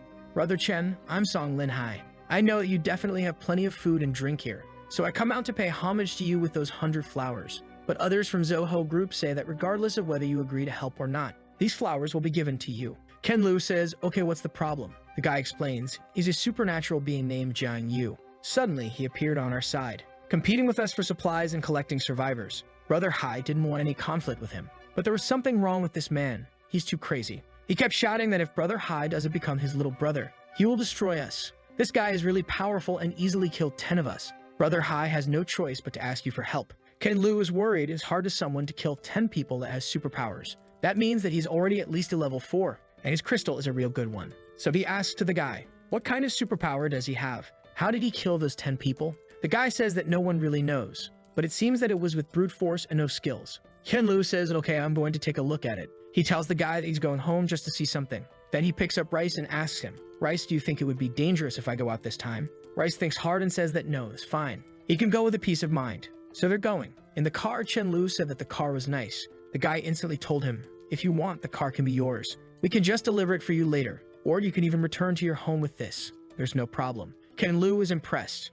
Those guys, Zhao Hai and Song Lin, they really know how to deal with people. When he got there, Zhao Hai was thanking him. I will always keep this friendship in my mind, Chen Lu. I'm looking forward for the day that I can help you. The guy, Jiang Wu, is really powerful, and the spells that we used on him had almost no effect. Please wait a moment. I will gather people to find him. Then we see a fatty enjoying some babes. He's all happy thinking. Watching some enemies have its benefits. I was able to understand how the crystals work before everyone. Although the food is a bit trash, there was no other way to have so many beautiful women in my lifetime. That's when someone opened his door shouting, Brother Zhao Hai has brought some people here. The guy stands up, saying that they are going to see who they brought this time. Then we see the two gangs outside. The fat guy goes into Zhao Hai's face and says, I gave you a chance, but you're shameless. And now you're here seeking for death. Ken Lu is behind, just observing and thinking. I think it's going to be easy. There's no way I cannot kill this guy with one swing. Zhao Hai tells to the guy, Jiang Yu, if you kill the guy that came to me this time, I could become your little brother. Then he tells to his group, anyone who dares to step up and fight against Jiang Wu will get a pound of sausage. He puts Rice to rest and goes. Everyone is hitting the guy with their bats, but nothing is happening. From far away, Chen Lu prepared something.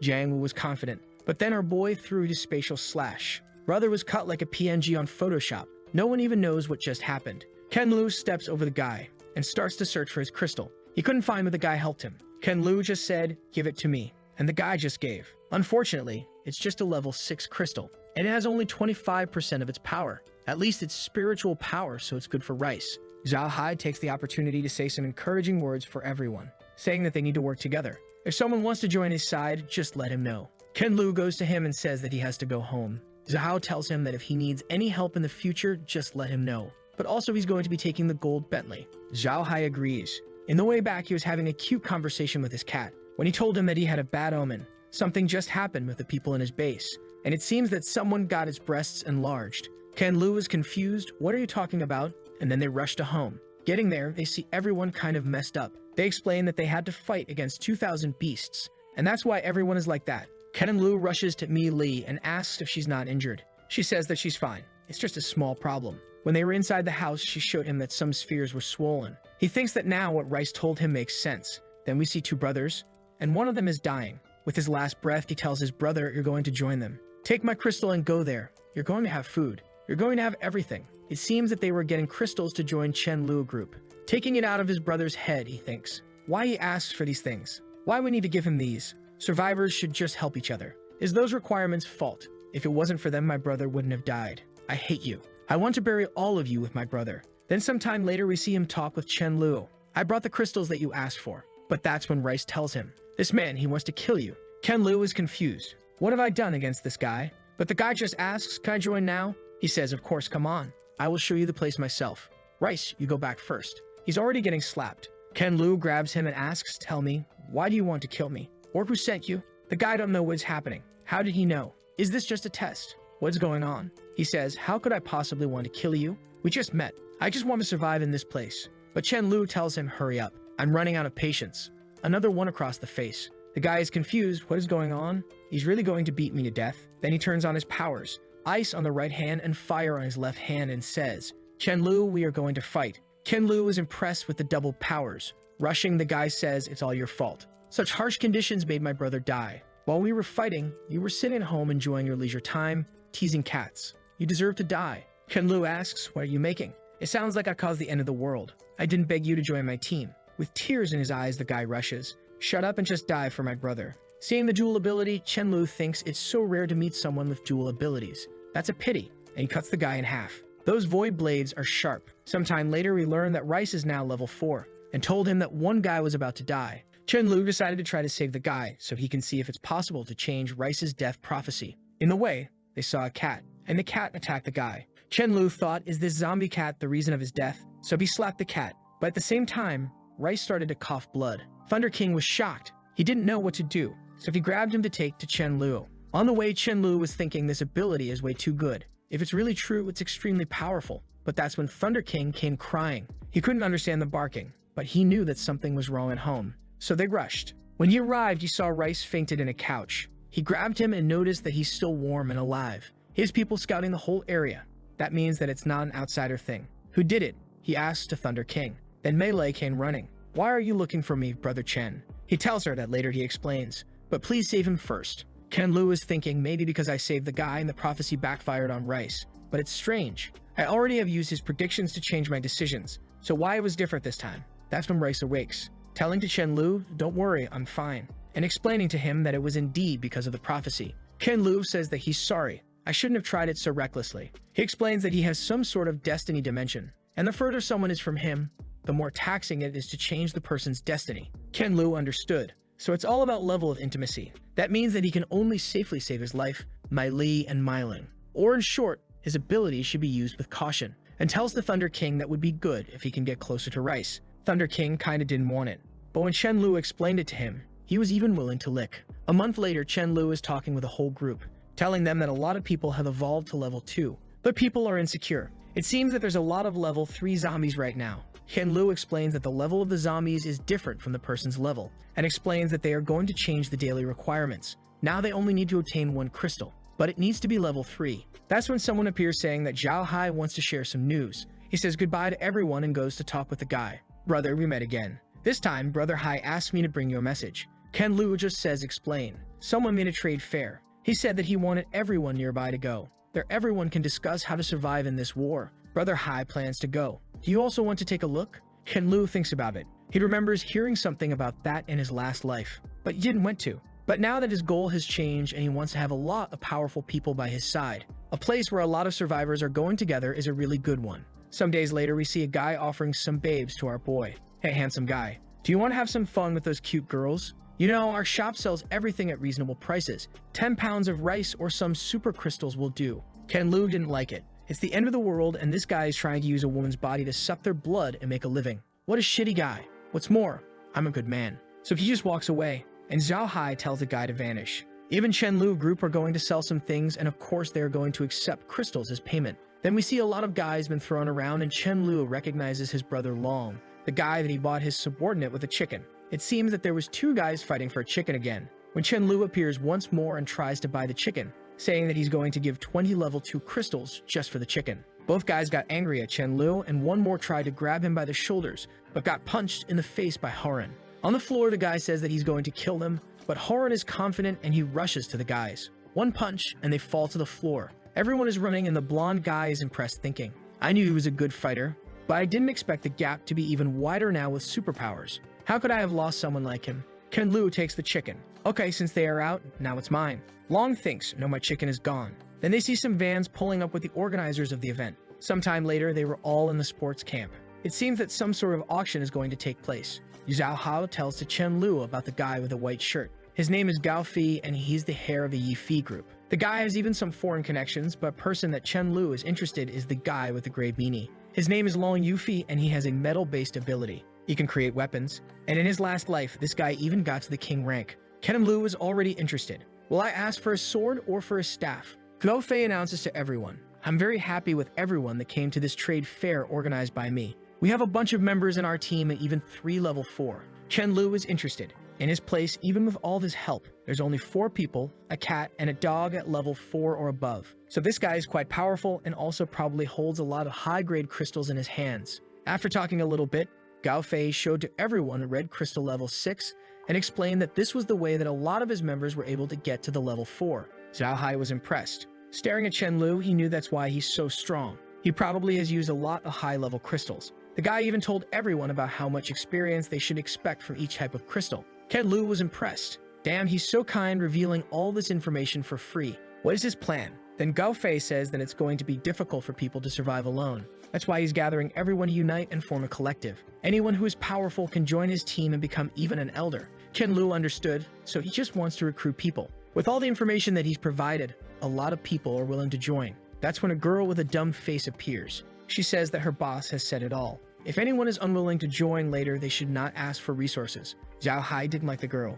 And then everyone receives a paper with some information. Saying the same things emphasize unity and working together. They would treat everyone equally, regardless of rank. Ken Lu knows a lot of juniors from other bases are willing to join this guy now. Gao Fei says, everyone think about it and anyone who signed it, just come to me. Our boy thinks that this is going to drive a lot of people for death, because strangely enough, he never heard of Gao Fei in his previous life. That means that this guy is going to die even if he doesn't do anything. A guy talks to Zhao Hai and asks him, do you want to kill this guy? He wants to take everyone's subordinates. But Chen Lu says that they don't get involved when kids fight. Sometime later, one of the members is showing him 3 guys that wants to join the team. But he says, brother, a request you only accept level 3 survivors has attracted the attention of everyone, so be careful. Staring at the guys, Chen Lu is thinking, could it be that someone is trying to infiltrate our ranks? But all he needs to do is ask Rice. And then he tells to everyone, let's go home. And the way back, he saw the girl. Her name is Meng Yang, and she's an Earth-type user. And when it comes to good survivors, our boy is Ash Ketchum, so he goes to talk with the girl. But he came with way too many people, and she gets scared and runs crying. Ken Lu shouts for her, don't run away, I don't mean any harm. But she transforms herself into a rabbit. Unfortunately, it's impossible to run from Chen Lu. He just uses his void walking and grabs her by the ears, then stares at her and says, I really mean no harm. How about you changing back? It's way too dangerous for you to be here. Let's go back. Don't need to say anything. Brother here is going to take you to eat some good food. Back home, Mei Lai is curious. Why did you bring a chicken and a rabbit? He drops Meng Ying in the floor and she turns back into a human. She asks him, why did you pick me up? You captured me by force. But Chen Lu ignores her and asks for Chen Yuan to take her to eat something. Meng Ying says that she's not going to eat anything that he offers her. But there she's eating everything. Ken Lu takes the chance. Hey Meng Ying, didn't you say that even if you starve to death, you wouldn't eat my food? She says that he has way too much food, so she's not feeling guilty. Ken Lu tells her, even if you want to run, I'm going to hug you and forcefully bring you back. Bro got that restraining order. He explains to her they are lacking natural superpowers in this place, so they need her here. All that she needs to do is grow some vegetables, and he's even going to provide meat for her every day. But like, what type of meat are you going to give her? She was thinking that she had no way to escape, so without choices, she's going to help him. He gave her some seeds and told her to plant those. It's going to be a pleasure to work with you. Then he and Su Dashu were talking about the new 3 members. All of them were spies. After the good old torture, they revealed their intentions. 2 of them were sent by Gao Fidi, and 1 of them was sent by Keelin. Ken Lu gives the order, kill them all, and don't make any noise. Let's see what's going to happen. Then the same guy came to talk with him again, explaining that someone went to talk with Zhao Hai to discuss how to deal with Gao Fei, and the person asked for them to invite Chen Lu. Out of curiosity, Chen Lu decides to go. Then we see a desk with some people discussing how to deal with Gao Fei. The guy with the polo shirt says that he has a way to deal with Gao Fei, so he's going to take 30% of all his supplies. Ken Lu interrupts and says, if that's the case, I'm not joining you guys. Caitlin, or the guy with the polo, says, little brother, be careful with what you say. You have to participate. Don't you know how things happen in this circle? If you are not going with us, you are against us. Zhao Hai is perplexed. I told him to not mess with Chen Lu, and our boy is thinking, what? If I don't participate, he is going to kill me? Keelin keeps saying, why you don't want to join us? You are only going to lose things. The guy smoking at his side speaks, maybe he wants to sneak when we attack so he can take everything from our bases. Zhao Hai stands up. Brothers, I guarantee that Chen Luo would never do something like that. He just doesn't want to join this fight. But Kai Lin says, I don't believe in this guy. He has to kneel and apologize for everyone here. Zhao Hai replies, I warn you guys, but now is with you. Chen Lu just asks, you are very brave and I want to see what you are going to do with me. Kai Lin threatens him. Oak, I know you are quite capable. You're probably a level 4, and that's strong. But can you deal with hundreds of people? Since you have grown so fast, I'm sure that you have some crystals in your body. Give me them and I spare your life. Chen Lu understood everything. So he was trying to create a conspiracy from the get-go, just looking for an excuse to deal with him. 4 guys surrounded Chen Lu, and Kai Lin told them search his body. The precious crystal must be on him. Little boy, I advise you, don't move or the consequences are going to be ugly. They were going to grab Chen Lu and he was saying, I didn't want to do anything to you. He knew that this is the guy that was going to kill Gao Fei. But unfortunately, he has to do something now. Next second, he's behind the guy. He turns his head just to get slapped across the face. Chen Lu slaps him once more. I'm asking you, how do you plan to kill Gao Fei? But Kai Lin is motivated. I'm not going to tell you anything. If you dare kill me. And all the guys are surrounding him again. Chen Lu says, I don't like threats. And slapped him again. Bro, I've seen some family-friendly girls getting less spanked than that. Everyone is telling him to stop, he's crazy. But our boy says, are you going to tell me? Kai Lin with his red cheeks says, I've never been beaten like that since I was 13. If you want, beat me to death and we will die together. Chen Lu grabs his neck. He's really a tough guy and had some potential. It's a pity that he messed with me. Some guys ran to try to save their boss, but he's gone already. And now Chen Lu knows he has to be the one that is going to deal with Gao Fei. Sometime later, Zhao Hai is thinking, I knew it would be like this. Bunch of bodies on the floor and the other guys are running. Chen Lu thinks that he didn't want to kill anyone. But what he can do, always smiling. He turns to everyone else. Brothers, don't be afraid. I'm not going to kill everyone. As long as you guys don't mess with me, I'll never be the one that takes the initiative to cause trouble. And also, I don't want to take all your manpower. You guys can have your members. Everyone understood and replied, don't worry Chen Lu, we don't dare to provoke you. The guys are all scared talking with each other. Bro, it was so scary. How can a level 4 be so powerful? And now, what are we going to do? What if we talk with Gao Fei? He has 3 level 4s. Maybe he can kill Chen Lu. Then we see Long Yufi, the guy with the gray hair that our boy wants him to join his team. A guy came to talk with him, saying that his wife was killed and clapped by other guys in this base. You guys know what I mean. Long Yufi asked him, are you sure? Crying, the guy told him, I'm pretty sure, bro, I saw them. There's no humanity at all in this killing. Then Long Yufi went to talk with the guys. He stopped at the door and heard one of them saying, it's a pity that she died so early. I was having so much fun. I can only look for another one now. Yufi opened the door and asked, what are you guys doing? The guy replied, Brother Long, what are we doing? That's when Gao Fei intervened. Brother Long, what are you doing? Long told him this guy killed the guy's wife and even clapped her. He deserves to die. But Gao Fei says, Long Yu, calm down, bro. I know this is wrong, but he does not deserve to die. He can kill more zombies and that would make up for his mistakes.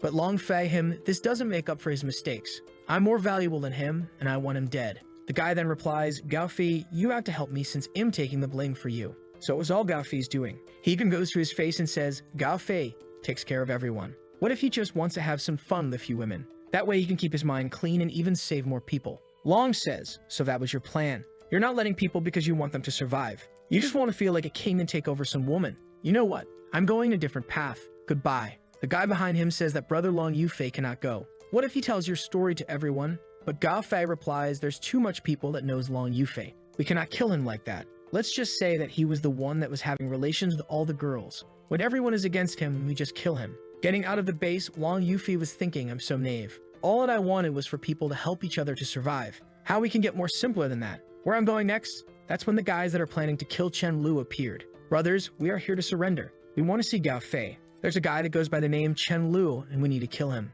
Then we see Horan telling to Chen Lu that he just reached level 4. Chen Lu explains that now he can control which part of his body gets stronger. Since he used to be a boxer, he needs to concentrate his powers into his hands. Horan thanks him and says that if it's his suggestion, of course he's going to try it. Then Chen Lu receives a message. Brother, Zhao Hai is looking for refuge in our base. He says that Gao Fei is coming to our base. Then we see Chen Lu asking him, how did Gao Fei find my base? Zhao Hai explains it's those brothers from yesterday. They took refuge with Gao Fei and now they want to kill you. Chen Lu thinks that's why I should have killed everyone. That's what I gained by sparing some lives. Chen Lu tells to everyone in the base, listen, everyone be ready to defend this place. The enemy is coming for us. Then we see a lot of cars driving to their base. Seeing Chen Lu's base, he thinks it's a really good one. It's a pity that he has to finish this guy. He takes a megaphone and says, we have 2,000 people, more than 76 at the 3rd level, 1,500 the 2nd level, even 2 people at the 4th level. I advise you to surrender. Those who leave this base are going to be my brothers from now on.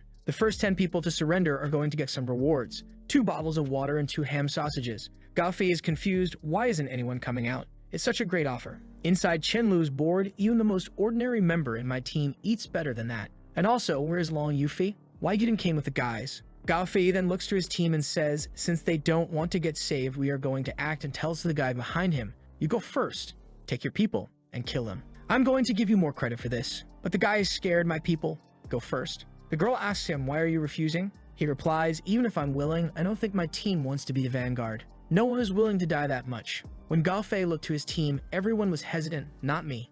I'm not going. And Chen Lu was getting even more bored. Is this a joke? Then Chen Lu just threw an apple and everyone got scared. How someone can have fresh fruits? This is impossible. Gao Fei goes and talks with the girl.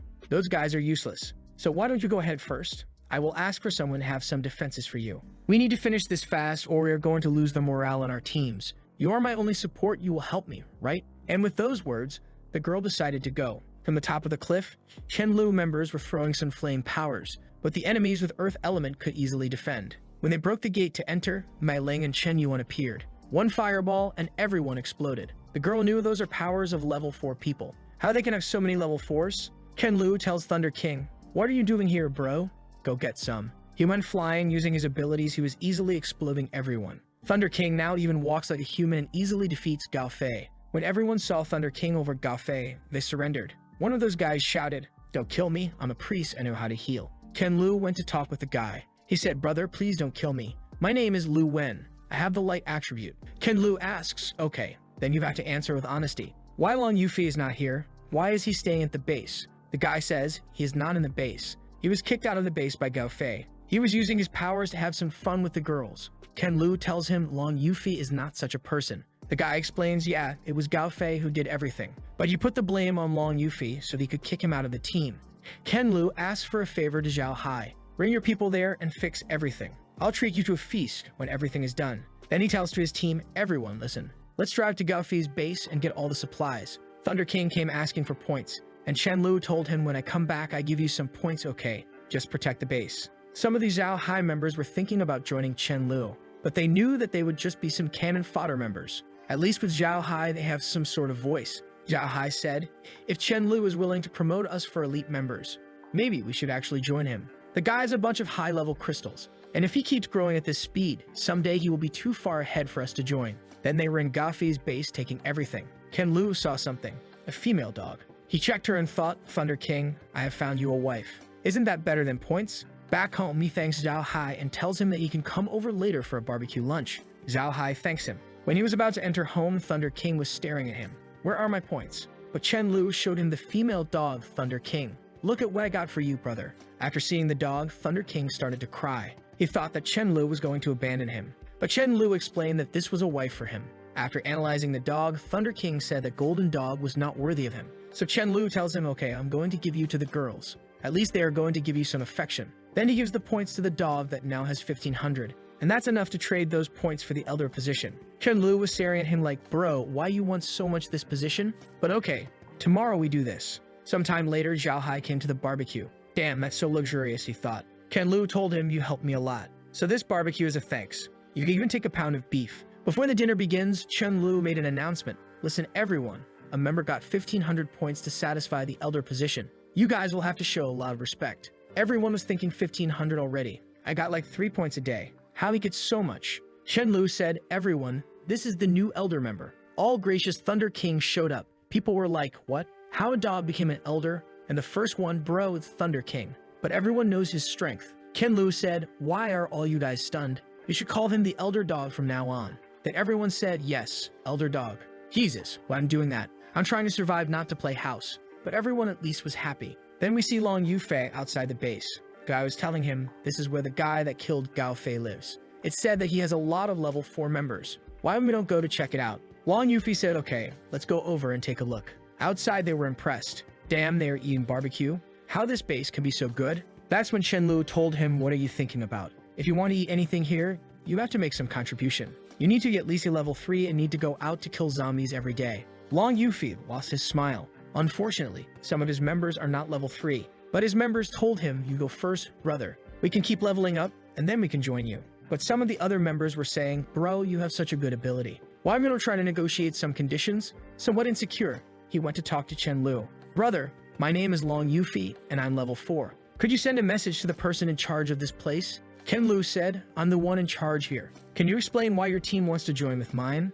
Long Yufi explains it's because I'm also someone who wants to kill all the zombies as fast as possible so this world can return to normal. Chen Lu said, I see. But he knows it's impossible to kill all the zombies, and he asked him about his abilities. Long said, I'm able to control metal and my physical strength is not weak. Chen Lu replied, so you can turn your body into metal? Let me test it. He opens his arms. Okay, test it, brother. Chen Lu told him be careful and punched his chest. He was sent back and was impressed. What just happened? I already got punched by level 3 guys and this has never happened against me. How he could be so strong? Chen Lu told him I'd only use 50% of my strength and explained to him, Long Yufi, can you take metal and change their form? Or maybe unite 2 metals and make them more sharper and stronger? He instantly transformed the metal pipe into liquid. But Chen Lu told him, now transform that in gold, and gave him a golden ring. You should familiarize yourself with the structure of gold atoms and give it a try. Not even Long Yufi knew that this was possible with his powers. But after trying, he saw that it was doable. How I did it? And then Chen Lu explained it to him. Now you know where your real value lies. You can transform metal and make them stronger and harder. That means that you can create the best weapons. So it's best for you to not put yourself at risk. With all that being said, you're more than welcome to join us, Long. If you haven't had dinner yet, you can come to our barbecue party. Then we see a girl surrounding the base. Found it. That's where my little Meng Yin must be. And then she uses a stealth ability. She's walking around thinking, Meng Yin, don't be afraid. I'm going to save you. Meng Yin is that girl that has the nature powers. But there, she's enjoying some juicy chicken. That's when her friend appears and said, I've been hungry for several days trying to find you, and you are here eating fried chicken outside a room. Thunder King heard everything. Then Chen Lu went running. Someone was able to infiltrate our base. He knows that he needs the girls who can plant vegetables. He opens the door and asks, who are you and how did you get in? Meng Yin explained it. She's my friend and she can get invisible. That's how she infiltrated there. Chen Lu thought invisible and also her friend. This is a really rare ability. I must capture this one. So he says, so it's a friend of you. I just brought Meng Yin here because I saw that she was alone. I'm sorry for making you worried. We have a lot of other girls here, so why you don't join us? You're going to have food, water, and even some company. She replies, all right, but nothing is free. Why you want me to do? He asks for all the information in other mutants that she knows. And she tells him about a mutant that is surrounded by crystals. He was probably someone that had good powers but was killed. Ken Lu knows if he was killed by another person, that person wouldn't take the crystals. So that means that he was killed by some zombie. And that zombie is strong and is around here. And then she explained where the zombie was. Next day, when Chen Lu was going, Zhao Hai told something to him. Brother, I think we should all escape from here quickly. We saw the zombie and he was 100 meters away. But in a second, he appeared behind my men and killed everyone. Ken Lu asked if he's smart. Zhao Hai said yes, also he's really powerful. It's impossible to deal with that. He's way too fast and even uses some sort of wind blade. All the members are scared. Bro, we could only escape because he didn't chase us. But he's coming in this direction. I think we should all run from here. That's when Rice came and explained to him. Ken Lu, you are dead today. Chen Lu was shocked. What did you say? It's impossible since I have the void walking. How I'm going to die today. He grabs Rice, puts him on the floor. Explain for me carefully. Rice says, I'm feeling that you are probably going to die. Something is coming, and it's extremely dangerous even for you. Unless you leave a like on this video to help Mamoru make more juicy content for you. Do you remember that the last chapter ended when Rice came and said he was going to die today? Shidlu asked what that was all about, and Rice explained that he felt the guy was going to die, but also had a chance to gain great benefits. Kenlu thinks that according to what Rice said, it's a creature of at least level 7, but he doesn't remember anything like that appearing in his past life. And what's this business about incredible benefits? Because a crystal from a level 7 monster wouldn't be that good for him anyway. He asks the cat if Myling and Millie are in danger, and it says no. When he gets home, Dahai asks if they're going to flee, and Chen Lu says they're staying. The guys are scared, but he says they can hide in the house until he deals with it. At that moment, Sugarishu and the sisters were coming back from a hunt, but they were being watched from behind a tree. While Millie talked about being starving, the guards at the gate pointed and asked what that was. At the same instant, the zombie disappeared and was already in front of the two. The trio turned to see the commotion, and the monster had already killed 3. Chen Lu ran over and told Rice to hide. He drew the blade from the void, teleported behind it, and hit it squarely, but he couldn't cut the creature. Now he understood it was at least level 8 or 9 actually. Ken Lu fell into the group that was confused about what was happening. He teleported again and went to hit the monster, but this time he almost got grabbed. It also had the same element as him. He He fell to the ground and the guys called for him, but the zombie turned and looked at the sisters. Chen-Lu hadn't yet confirmed if he could teleport with people, but even without experience, he had to risk it and got close to everyone. He activated his power but ended up far away and alone. Millie was about to be attacked. Once again, the sly guy teleported to the front. He stood still, commanding the zombie to die. It seemed like he had a plan with a crystal in his head. Suddenly, the monster felt something and fell to the ground. Chen-Lu seemed tired and also passed out. Millie, crying, approached to heal him, and Sugaju ordered everyone to be brought home until things stabilized. In the room, the Thunder King was angry, asking why Chen-Lu was the only one hurt. Everyone was praying while Rice was angry because he already said the guy would wake up, but no one believed him. The only detail is that it took him 2 days to wake up. When he opened his eyes, Millie and the Thunder King were still beside him. He seemed a bit disoriented, wondering if he used time acceleration. He remembers another person from his past life who was the only one he knew that also had that. Once when he was stealing food from a garden, Myling came scolding him. He tried to escape with the void walk but stood still, not understanding what was happening. And with that, Myling kicked him. The girl next to her was Jiang, who had a time-affecting ability but could only use it on one person. He remembers that when she died, he put her body and crystal inside the dimension, but didn't expect it to have any effect. Chen-Lu asks about the zombie, and she shows him the crystal. Seeing that damn level 8 crystal, he said he suffered too much because of it. Then he hands it to the Thunder King, saying it would help him reach level 5 quickly. But the damn dog refused, saying he would charge a lot of points for it. Chen-Lu said no, that he would even gain if he reached level 5. Then the sly guy took it. Millie said it was good for him to eat soon, and he ordered the Thunder King to have someone prepare something. With that, he pulled Millie close, saying she worked hard. He hugged her while thinking it was great to have someone who cares about you by your side. That boy is in love. The scene shifts to some guys surrounding an elephant. The girl on top says they better not blame her for having to kill everyone there. Some guys on the ground say she'll pay dearly when the boss's dog arrives. She was confused, wondering what kind of dog they were so confident about ending her elephant. However, she was crushing everyone with the elephant from Google Images. From afar, the beast looked gigantic, but there were 2 wolves observing it. At home, the girls were pampering the new dog until they informed Chen-Lu that a giant elephant was approaching. Chen-Lu remembered a tamer named A Cheng and wondered why he had come there. He arrived at the door and asked Myling if she had an amazing dog there. Seeing the golden retriever, he said it looked like a strong and brave dog. The girls were confused, wondering why he thought that was a combat dog. The crazy guy on top of the elephant told the dog to come, claiming he wasn't doing anything. Feeling confident, Myling offered to go for a duel. However, the Thunder King wanted to go because he knew he would earn points from this mess. But Chen-Lu stopped him, saying everyone needed practice too, otherwise he would finish off all the enemies himself. Myling was exuding an aura of fire, and the guy on the elephant said it was her request. He hit the redhead with the trunk, but our boy noticed she had already activated her new ability. As the elephant caught fire, the boy was ejected. As soon as he hit the ground, he ordered his group to kill that girl. Chen-Lu didn't like this because it was supposed to be a one-on-one fight. Myling collapsed from exhaustion, and Chen-Lu said it was time for everyone to join in. The guy was already terrified and tried to flee. However, Chen-Lu simply ordered the Thunder King. Knowing he would get points, the little dog desperately went after the fool. He tried to escape but ran into the 2 wolves and got bitten. The Thunder King immediately claimed he wanted his points. The guy fell dead on the ground and the wolves were startled. Strangely, the crazy dog said the white she-wolf was very beautiful. They ran off and he followed, grabbing her and saying they needed to be friends. The other wolf stared at him, but he wasn't afraid. He was going to steal the guy's girl. The group was watching as some wolves arrived. Chen-Lu smiled, realizing the dog had a crush. However, its happy face was over the top while the other was exhausted. He grabbed the 2 by the backs and told them to return home. In the room, he kicked the dog, saying he didn't know how to approach people and that the she-wolf admired strength, so he needed to learn not to embarrass his master. He kicked him in the butt again, telling him to stop humiliating the group. Chen-Lu knew that one of the current problems was that the zombies would reach level 4 and become much smarter. This meant they wouldn't just wander randomly, but also start planning to hunt survivors. He then pulled out a map, saying it was time to prepare a new base. He remembered a small area that would be good and decided to take the group there tomorrow to clear it out. On the way, he warned that the only problem was the giant mosquitoes, whose bites hurt. Yikes. Suddenly, a guy was being lifted by the neck by a big-headed zombie. Strangely, this one could talk, and carrying 2 said that this was enough. Chen-Lu approached, recognizing it as a level 5. The monster said he was the metal head, so he should step aside. But Chen-Lu ducked and kicked the creature in the balls. The monster groaned, saying it wasn't resistant there. Chen-Lu said enough and slapped the monster to the ground. He approached and started beating it up. The monster apologized, and Chen-Lu told it to crouch down, ordering it to enter a tunnel and not come out until given the command. Meanwhile, on the beach, there was a giant crab with a blue aura, and some people nearby noticed there were creatures capable of manipulating water. Knowing this, they realized they couldn't stay there because a tsunami would soon come.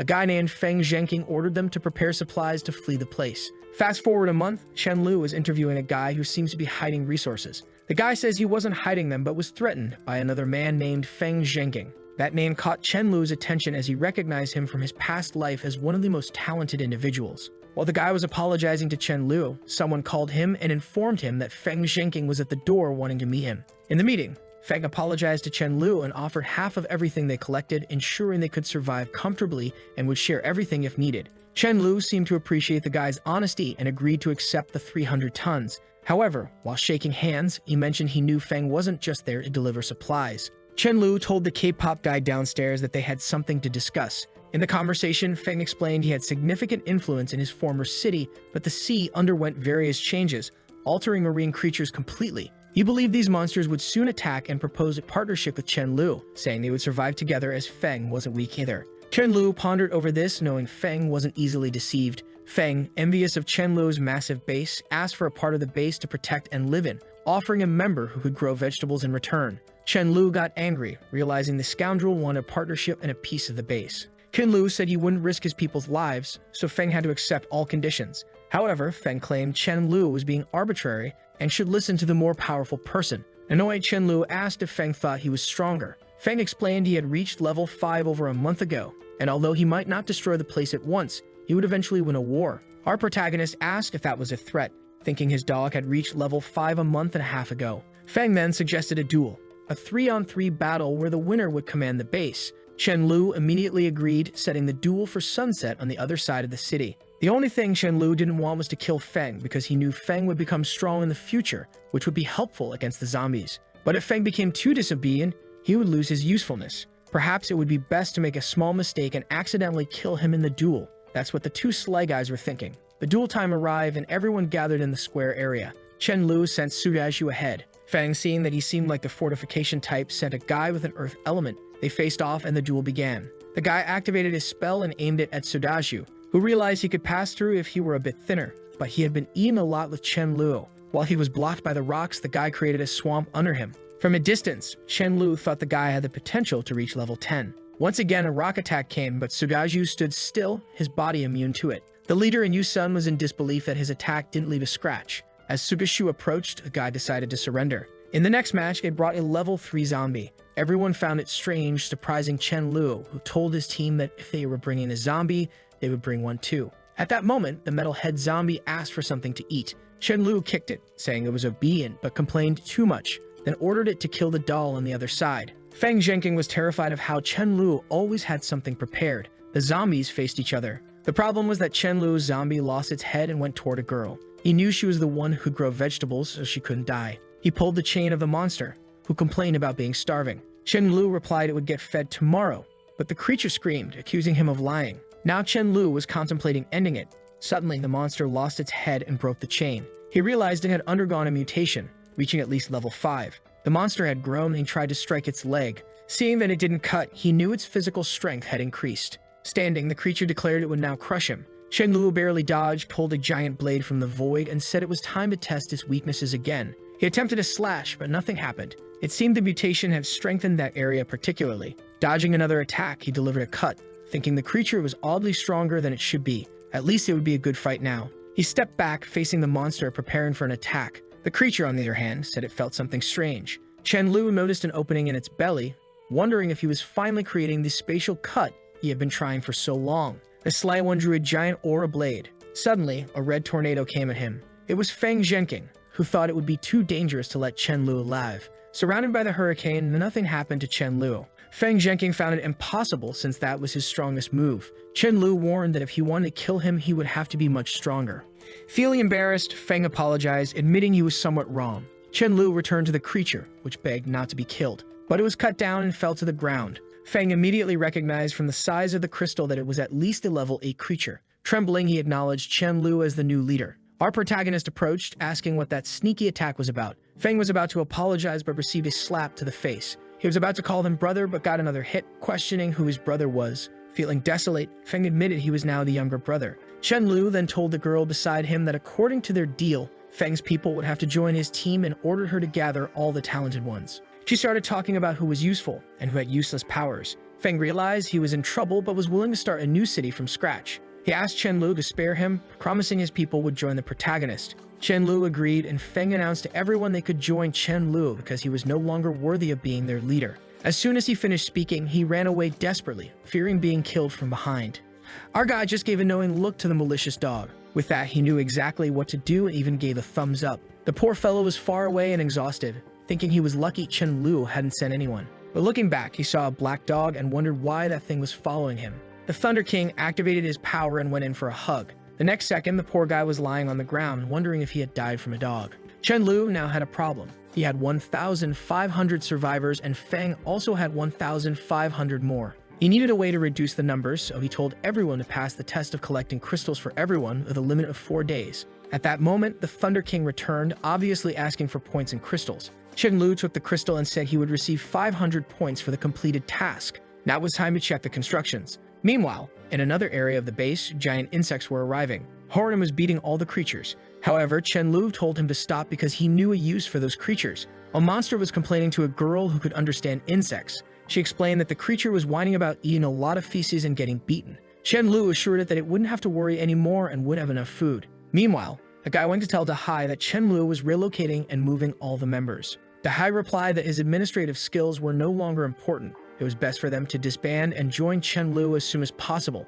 They arrived at Chen Lu's base, which had gigantic walls and full coverage. Dahai noticed the distance between them was only increasing. Chen Lu went to meet them, asking what Dahai wanted. Dahai said he wanted to join and have a meal, and Chen Lu agreed, thinking Dahai had been loyal so far, so he wouldn't treat him badly. Pulling Dahai by the arm, Chen Lu mentioned he was forming 2 intelligence groups, and the second one would be perfect for Dahai to manage. As they entered the base, everyone was astonished by the structure. From above, others watched in disbelief. A guy with a red bandana explained that only people of at least level 4 were accepted there. A guy in a blue shirt was impressed and said they would need to give a generous gift to be accepted. During the meeting with Dahai, someone interrupted, saying they brought gifts. Chen Lu asked to bring the person in, and an embarrassed guy entered, saying he brought something to please Brother Chen. Unfortunately for him, Chen Lu remembered these people had once blocked his escape with Sudaju in his past life, leading to Sudaju death. Although the guy hadn't done anything yet, he would have to pay for it. Chen Lu wouldn't let the guy escape easily. He planned to extract maximum resources and powerful members first. The guy asked if Chen Lu liked the gift, and Chen Lu said it was incredible, declaring that anyone against the guy was against him too. The guy called some friends who brought extremely resistant mutant turtle shells. Chen Lu knew it was one of the best materials and said he needed to check it out by the beach. Someone in a car crashed into a zombie. It was Chen Lu, and the zombie banged on the window, saying it wanted to cooperate with him. These creatures were getting too smart. Even Chen Lu was impressed with them negotiating at level 4. The zombie told him to bring many humans for him to eat. Chen Lu asked what he would get in return, and the zombie replied that he would gain life until Chen Lu slapped him. Grabbing the zombie by the neck, Chen Lu slapped him again. The creature wanted to say something, but got another beating. Now on his knees, the zombie apologized. Chen Lu then said that in 2 days, some humans would pass by and he needed to bring many strong creatures, but it was better if he came personally. Otherwise, Chen Lu would hunt him down. The scene shifted to the beach, where something caught the turtle's attention. It was Chen Lu approaching quickly. He almost got bitten, but dodged. Drawing the void blade, he slashed through 3 turtles, collected their innards, and stored the shells. Suddenly, he was startled by a gigantic turtle in front of him. He saw it was laying eggs and thought it would be insane to have a Turtle King's egg. It was the perfect chance to steal some and raise them. However, the creature noticed him. Chen Lu knew it was risky, but he wanted those eggs. The monster came to bite him, but he dodged and slashed its neck. The attack did nothing. He wondered if it was a Blastoise. The creature was not only fighting well, but also seemed very intelligent in combat. Realizing the danger, Chen Lu devised a plan. He retreated, luring the creature to charge at him, then teleported to the eggs. The monster was confused, but the next moment, Chen Lu was already leaving with all the eggs. 2 days later, Chen Lu asked Rice if he sensed any danger, and Rice replied no. It was time to set the trap he had been planning, so he said he would go out. Rice was puzzled, wondering why he couldn't sense Chen Lu's danger accurately anymore. Perhaps there was a cooldown period for each person's danger sense. Chen Lu went to meet the zombie he had encountered. The zombie ordered an attack on him. In the next moment, Chen Lu almost got hit by a spatial cut and had to retreat. He wondered why that bastard had brought a zombie with spatial abilities. Seeing its speed, Chen Lu knew it was at least level 9.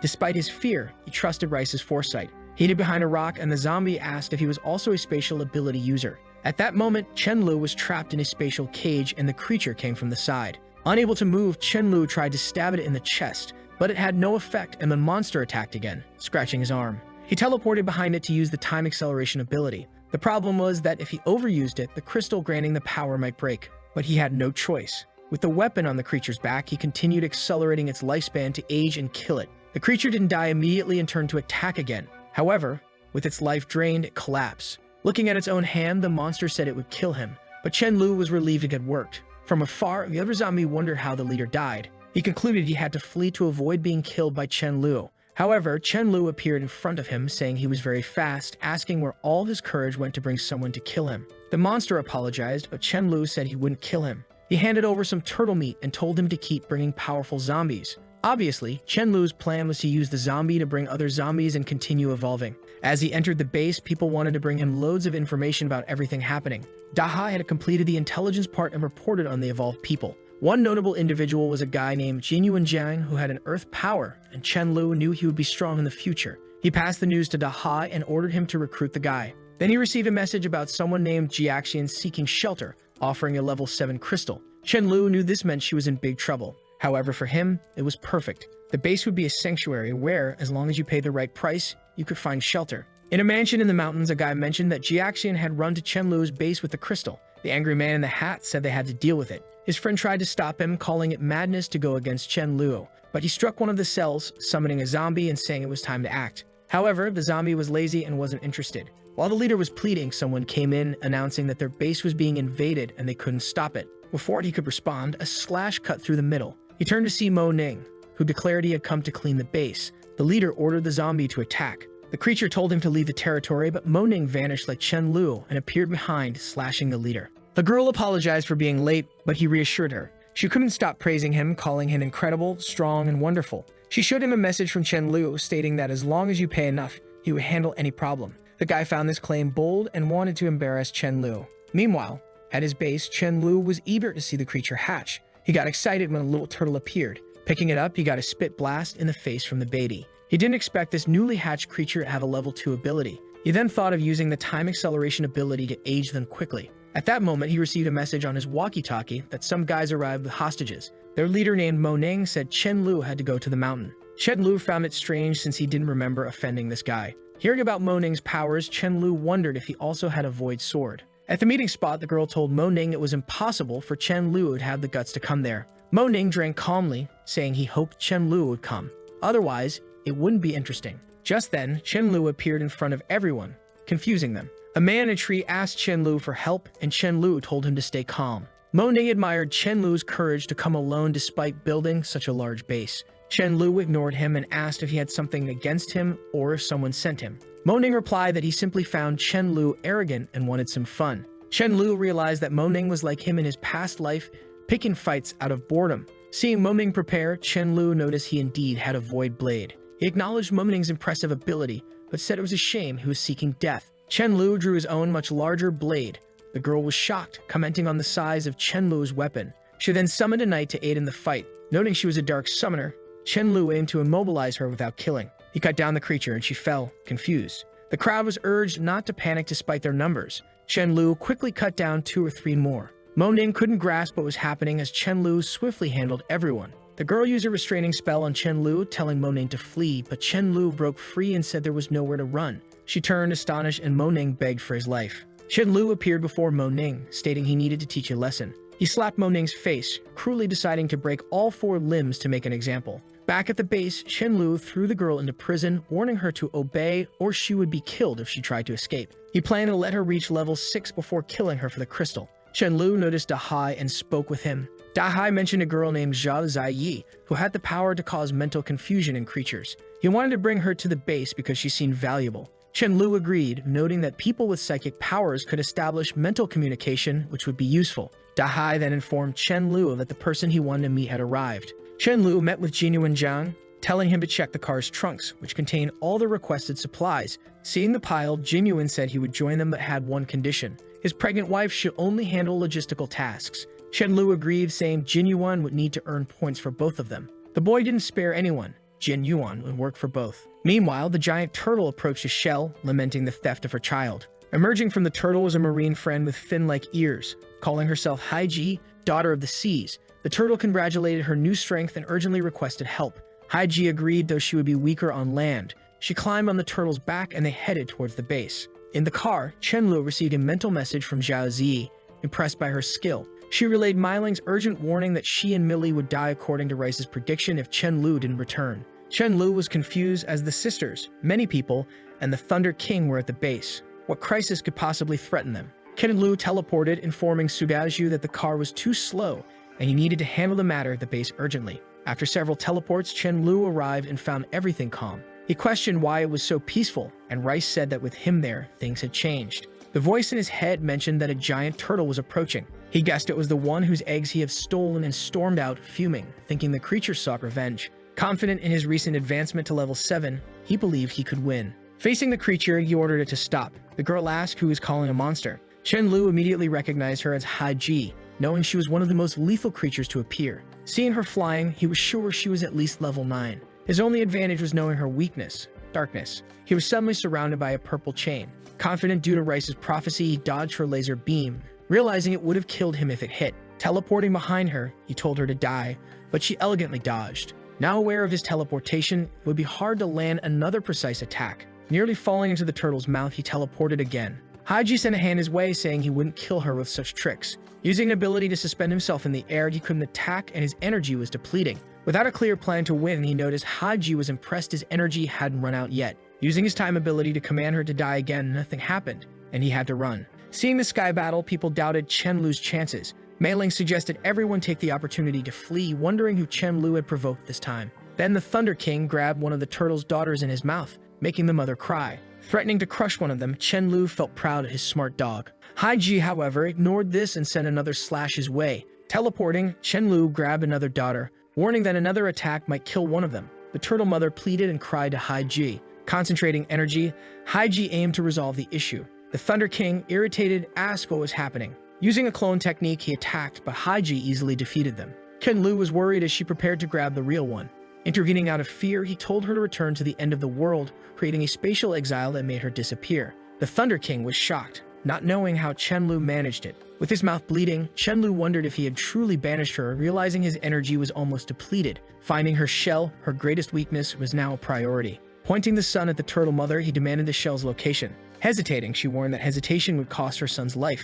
She agreed to talk. He returned her children. Chen-Lu warned that once she revealed the location, Haiji would hunt her too. Suggesting she stay at the base, claiming her children liked him, he had her take care of the turtle as a weapon against the mother. Sometime later, with Haiji's shell in hand, he faced a dilemma. Breaking it would drive her insane before she died, ending everything. Calling her name, he said it had been a long time. Approaching, she asked how he knew her name without anyone telling him. He revealed he not only knew her name, but also that destroying her shell would kill her. Haiji assumed the turtle had told him everything and asked what this human wanted. Chen-Lu explained that neither of them had a reason to kill each other and asked how long she planned to live. She was confused, so he elaborated that he could currently accelerate time but would soon be able to reverse it as well. She was about to ask something, but he preempted her, saying that was exactly it. However, he needed at least a year to become strong enough. After that, he could slow her aging and keep her alive.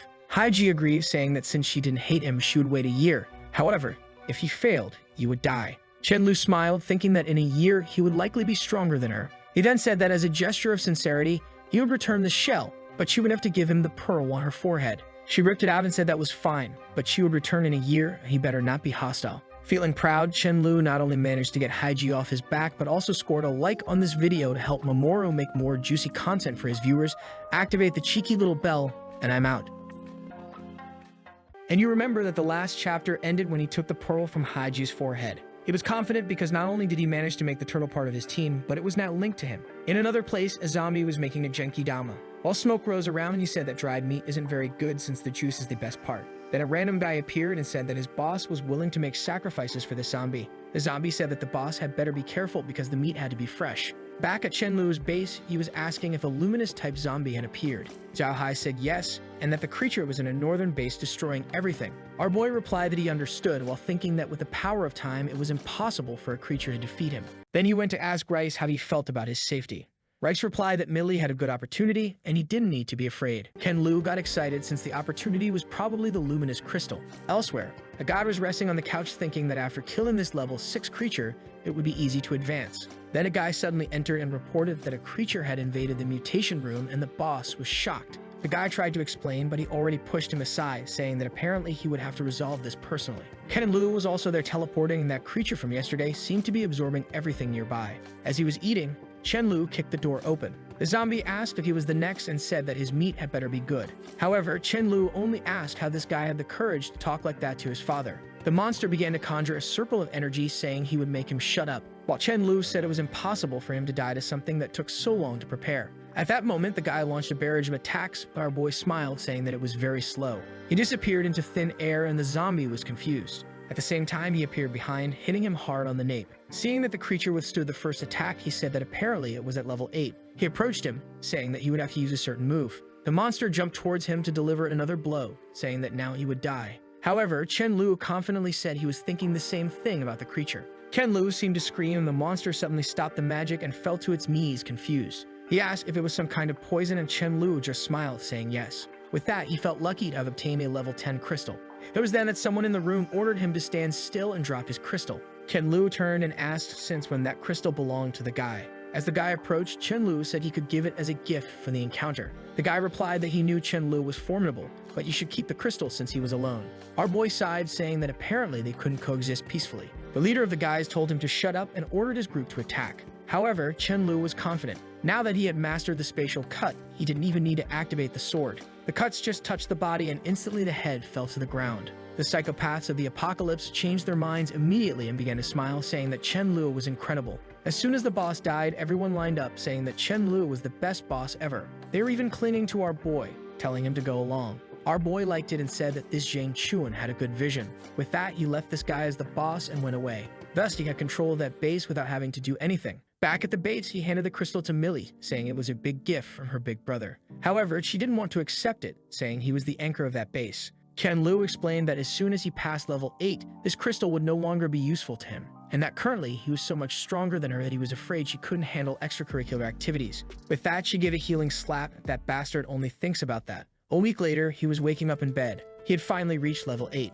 He knew that now it would be difficult to level up, so it was time for the next plan. He gathered everyone at the base and announced that they had obtained excellent seeds that would increase production by 50%. And with that, in 5 days, he would hold a conference with the other bases to sell these items. He had informed everyone to go to these places and pass on this message. Ken Lu's plan was to take 20% of everything these bases produced, and the people commanded by him thought it was great to have Chen Lu as the boss. Then he called everyone's attention again and said he had another plan. He was going to activate a peace zone. Anyone who paid enough would be able to enter it and not have to worry about wars. Meanwhile, in a stadium that was part of another base, Cheng Guang was there with the plant girl explaining the whole process. From afar, Chen Lu was watching. Since only natural ability users could plant, he knew they would be the most sought after. Then a guy named Wang Liu caught his attention. This guy followed Mei Ling and always wanted to steal her base. He went so far as to create a fake attack to get her hurt and to play the hero. The problem was that things went wrong and that day Mei Ling died. Or not, because in fact, it was the first time Millie learned to use resurrection and brought the girl back. Now, Chen Lu had only 2 options for this guy.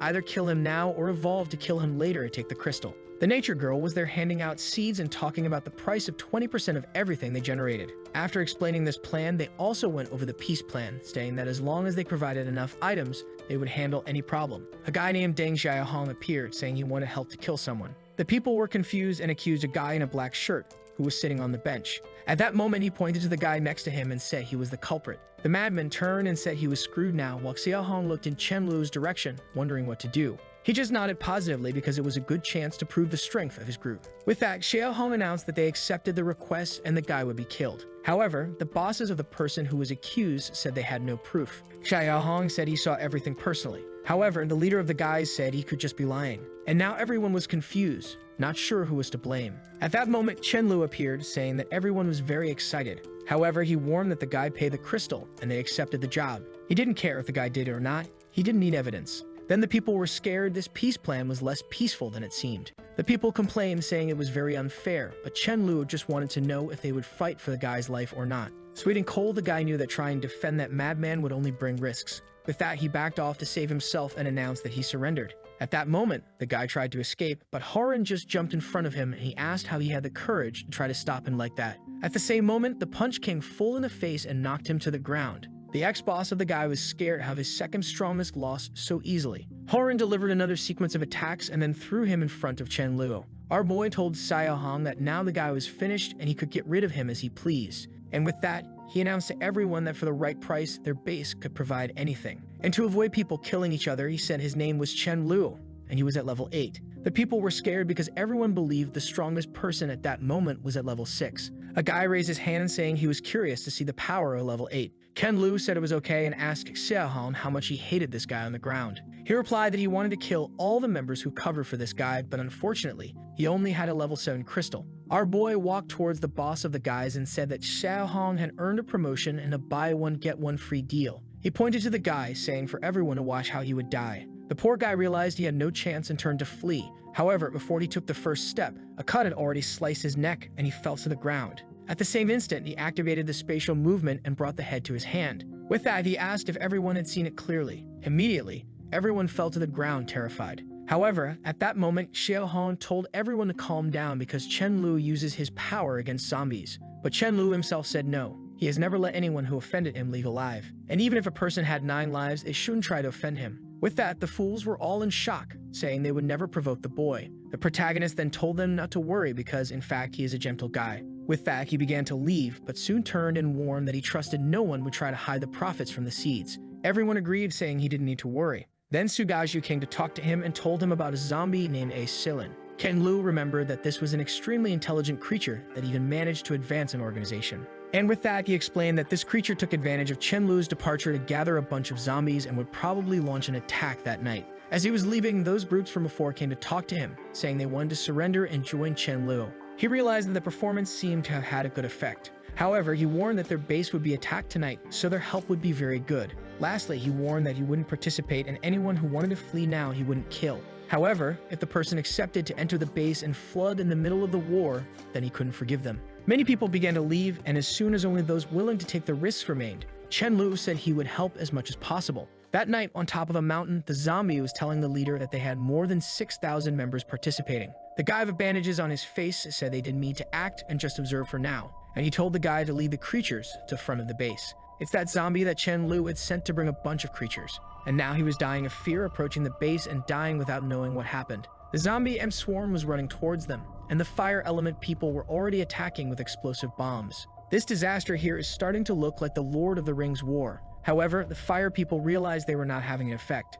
The zombies were protecting themselves with each other's bodies, until fire dragons started sweeping many away. It was Meiling who notified Chen Lu that it was time for the next step. With that, Sudaji ran ahead, announcing that it was time for physical attack. He threw himself into the middle of the zombies, tearing everything apart and punching everyone. From atop the mountain, Icelin was just observing that the enemies seemed to have good abilities. He began to suspect some kind of spy since the guys were very organized for those who received a surprise attack. The zombie spy realized he was about to be discovered. He passed this information to Cheng Guang, who relayed it to Chen Lu. Our boy wanted to place that zombie as the leader of the zombies to manipulate them all. However, if that was the case, he had already disappeared, knowing he would have to deal with the guy. Elsewhere, Icelin was beating up Chen Lu's spy, until Chen Lu appeared right behind him, asking if that was the leader. The guy turned and launched an attack towards him, but Chen Lu was just smiling. He disappeared again and appeared beside, cutting the poor guy's head off. Chen Lu stared at the zombie spy, telling him to attack him, or no one would believe the guy. With that, he got the message and jumped towards Chen Lu, saying he would avenge his brother.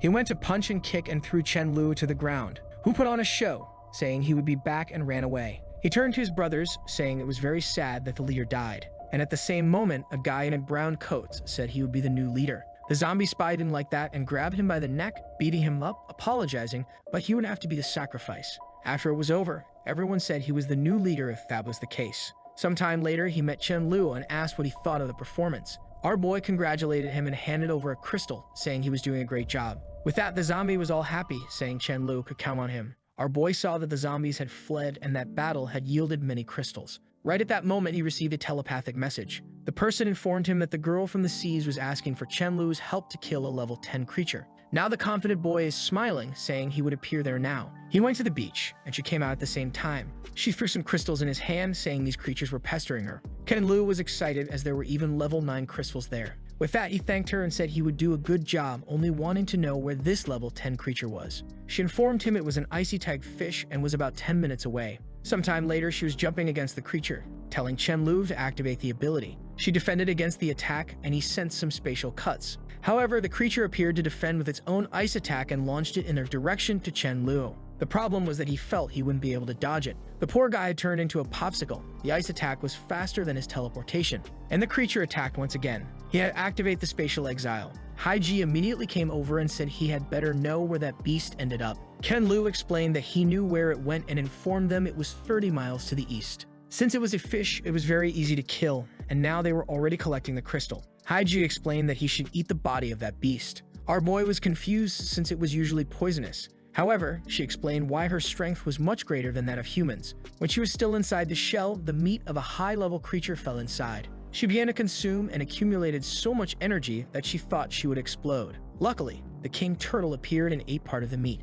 With that, both of them grew stronger. She was sure that every time she was attacked by the fish monster, they were always trying to eat her. Ken Lu recognized the explanation of how she got stronger as the same as consuming a high-level crystal. She explained that it would be a waste to lose so much stored energy, and Chen Lu agreed. Even if the taste wasn't good, it was worth it for the power, not to mention that he could ask Mayu to prepare and share it with several members. The scene shifts to another part of the sea where a mermaid is on top of a rock. Someone calls out for the Ice Sister. It's a seal who says that his brother was killed and needs to be saved. She asks if he was killed by the great white shark. However, the seal says no and mentions that he remembers the smell. The Ice Sister wonders who this person is that has the strength to kill a god, while the seal pleads for her to help avenge his brother. She starts swimming and tells him to guide her to where this person is. The scene shifts to Haiji and someone nearby saying it's her. Haiji asks if the other is human or mermaid and warns that she will be a great supply for a friend. The Ice Sister is confused, asking who this little brother is. However, Haiji just has a laser and says that soon she will find out. However, the Ice One easily blocks the attack, saying that her strength is decent. But unfortunately, face to face, it's far from enough. At that moment, Haiji tries to flee, realizing she has no chance. However, in half a second, she is completely frozen. The seal begs for her to kill that person for killing her brother. But the Ice One asks if he wouldn't prefer her to kill the younger brother she mentioned. Back at the base, Chen Lu was handing the new meat to Mayu to prepare. She explained the best way to prepare it, and he helped cut it. After a while, she told him to try it. He was hesitant since the taste last time was horrible. And unfortunately, it was still terrible, and Mayu said it was an insult. He wondered if anyone could eat that stuff. Then nearby, Thunder King smelled something. He ran over excited, wondering what it was. Ken Lu saw that Thunder King had tracked it and wondered if he liked it. With that, he served it to the dog, saying it was delicious and he would love it. A second later, that damn dog was full, and Chen Lu decided to use him as a test. At that moment, he received a message saying that contact with Haiji had been cut, and it seems he was summoned to a certain island or she would be killed. Ken Lu ran out, but he knew that if someone defeated Haiji, that person was at least level 10. Chen Lu asked Rice if he was in danger, who replied that he was safe for the next 3 hours. However, Chen Lu knew that 3 hours was the time it would take him to get to that island. That meant that at this moment, Rice's power was useless. Unfortunately, his ability had a cooldown, so he couldn't take him for a temporary prediction. But suddenly, he got mad at himself, saying he couldn't be afraid of anyone as the King of the Void. Already at sea, Noskarath said the woman's outfit saved a lot of fabric. She was confused by how quickly he arrived and asked if he was some kind of sea god. He said that actually he was Aquaman and the creatures were all confused. He then asked what Haiji had done wrong for them to have captured her. She replied that Haiji had killed a friend of hers and therefore couldn't remain alive. Haiji suddenly shouted for Chen Lu to stop listening to that woman and run because he had no chance. Ken Lu ignored her and said that to survive, the bigger fish always eats the smaller one, and that's how things work. She pointed at the seal and said he also ate fish, so it was hypocritical to complain about it. But she replied that she didn't care and wanted revenge for her brother. The Ice Sister said he was correct and now his fate was to die to her for being weaker. That extra coverage on the girl was because she was wearing an extra small bra. Ken Lu began to prepare, saying that apparently she didn't like to talk. Haiji told him to give up. This fight was impossible for him to win. But at that moment, he started attacking the seal, saying she didn't need to be his target. At that moment, the Ice Sister got angry, saying he was asking to die. However, he disappeared in front of her. He went to Haiji's side and said he would get her out of there. The ice shattered and he told her to keep holding on. Ken Lu asked if the mermaid wanted to follow him without any cover. You can imagine what he did next. She had to cover herself, so I don't need to say more. With that, he said goodbye and told her to follow if she wanted. Haiji congratulated him on killing the leopard because now she couldn't track them. Ken Lu warned that the sea was no longer a safe place, so she would have to stay with him. The biggest problem now was that his abilities to accelerate and stop time were not evolving. Maybe he would have to find the girl from the past life who had this power. At the base, Millie was worried about going to such a distant city and asked what he would do there. He explained that there was a person with the ability to control time and he needed that. Millie continued to worry, asking how long it would take. Our boy replied that if everything went well, it would take at most 2 or 3 days. The problem was that he didn't know what he would do if the person decided not to cooperate with him. Of course, he didn't mind using force, but this person was very dangerous. After a whole day of teleporting, he finally arrived in City Itch. The only thing he remembered was that she ended up here, but he didn't know the specific location. Walking around, he found a group of people. Someone called out to them. It was Chen Lu asking if they knew a girl named John. The bearded man questioned if it was another person wanting a free pass. They said she was the sister of their friend and the base only accepted people with time control abilities, and that she was the sister of their friend and the base only accepted people above level 5. Our boy said he didn't need to worry, he was a level 5 physical strength user. Out of nowhere, the guy punched him in the chest. Seeing that nothing happened, he said the boy really had potential, so he would take him to the base. The scene changes to where Jiang is. The girl with time control is the blonde one on the left. He did remember her having a dog and wondered if both died in the past life.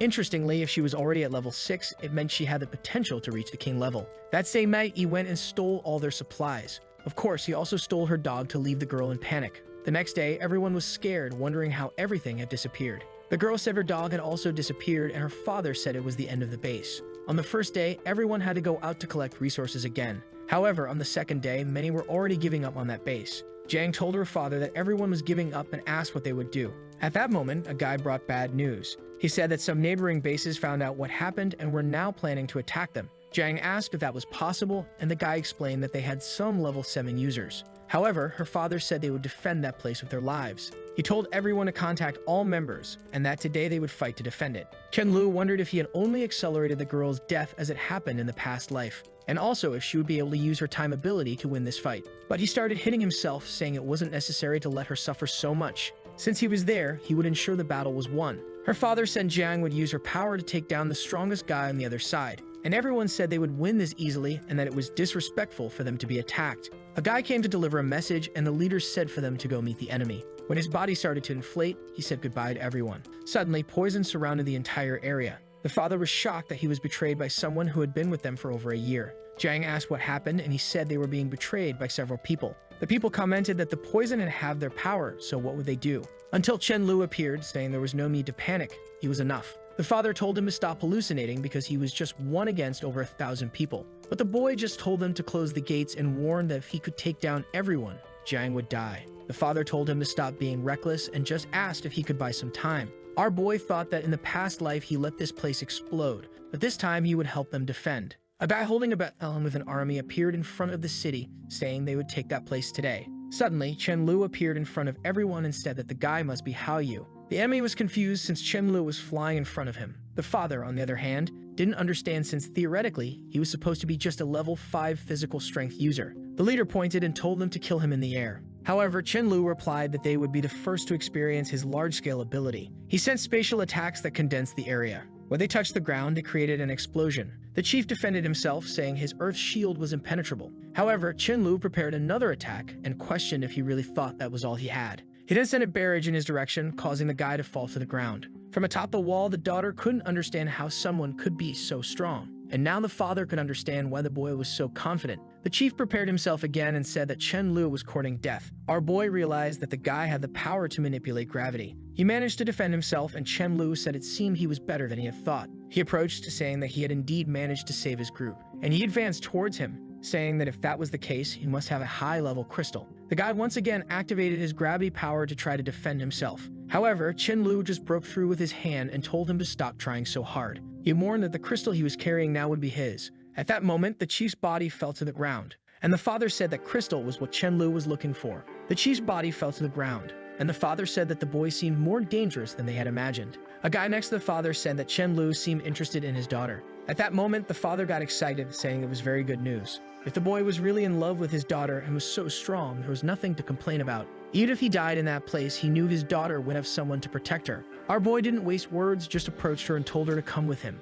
The father, on the other hand, told Chen Lu that he wanted to discuss something. He served tea and asked if he came to that base because of Xiao Xui, and he told Chen Lu that he could be the second or even the most important person there. Chen Lu said no, he wanted to take her away. The father said that in the family tradition, to marry her, he would have to pay with 200 pigs. Confused, Chen Lu questioned where he would find that. In fact, it was all the father's plan because now he had an excuse to tell the boy to stay. The father said that if that was the case, he would have to stay at the base to be with his daughter. Now Chen Lu wasn't happy, realizing that the father was trying to make things difficult for him. And our boy asked if the father knew what time it was. He looked at the clock and said it was 4 in the afternoon. However, Chen Lu, half-jokingly, said that it was time for the father to understand that he wasn't in a position to negotiate anything. And he approached, warning that if he continued to make things difficult, he would be killed. Or worse, if he tried to take his daughter by force, what would he do? The father angrily asked what his plan was and where he would take her. Chen Lu just explained that he had a base in the capital where he was gathering the strongest people to survive. If he wanted, he could come with them and join the base or even start another.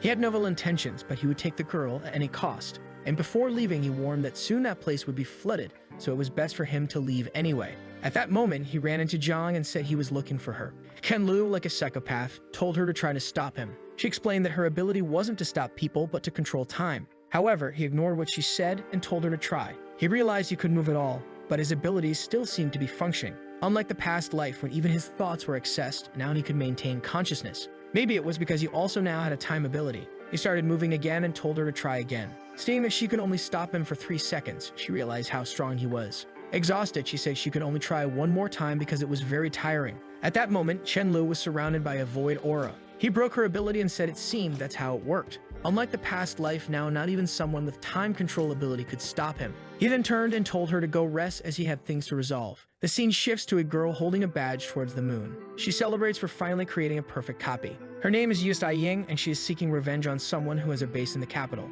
This opportunity she received was from the heavens, and she would take advantage of it. A week later, our boy is returning with a father and daughter. The people at the base get excited when they see him. At that moment, he is surrounded, and everyone starts telling him that place had been in chaos since the day he left.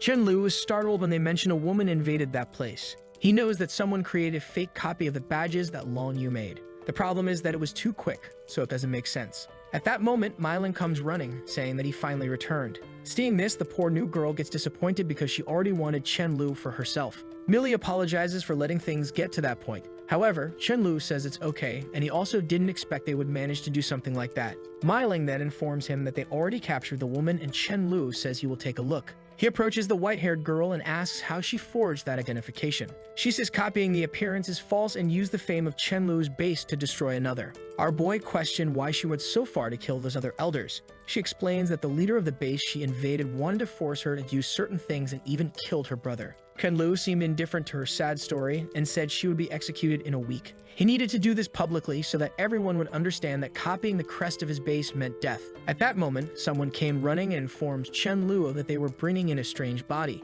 Strangely, everyone was trying to get rid of it, but it seemed indestructible. Chen Lu knew that the only kind of body that was indestructible, even when dead, was that of king-rank creatures. He immediately disappeared from among the sisters. He arrived in the middle of the group and asked to see the so-called corpse. The man who found it told Chen Lu to take a look. He tried to pierce the skin and realized that even with the power of the void, he couldn't do it. This meant that the creature was indeed a king-rank zombie. He then turned to one of the guys who brought it and asked what they wanted in return. The guy said he didn't know its exact value but brought it as a gift for Chen Lu because he was sure it was extraordinary. Our boy thanked him and said that this was enough for them to join the base and have its protection. The guy, emotional, thanked him for everything. A while later, Chen Lu was trying to extract the crystal from its forehead. After much effort, he succeeded and now had enough crystals to advance to the 9th stage. Unfortunately, sometime later, several bases were submerged and people began to migrate. A man in a cap said they had come from afar and it was best for those people to leave this base. This was one of the bases protected by Chen Lu, so the people were not afraid. They warned that they should give up or they would call Chen Lu,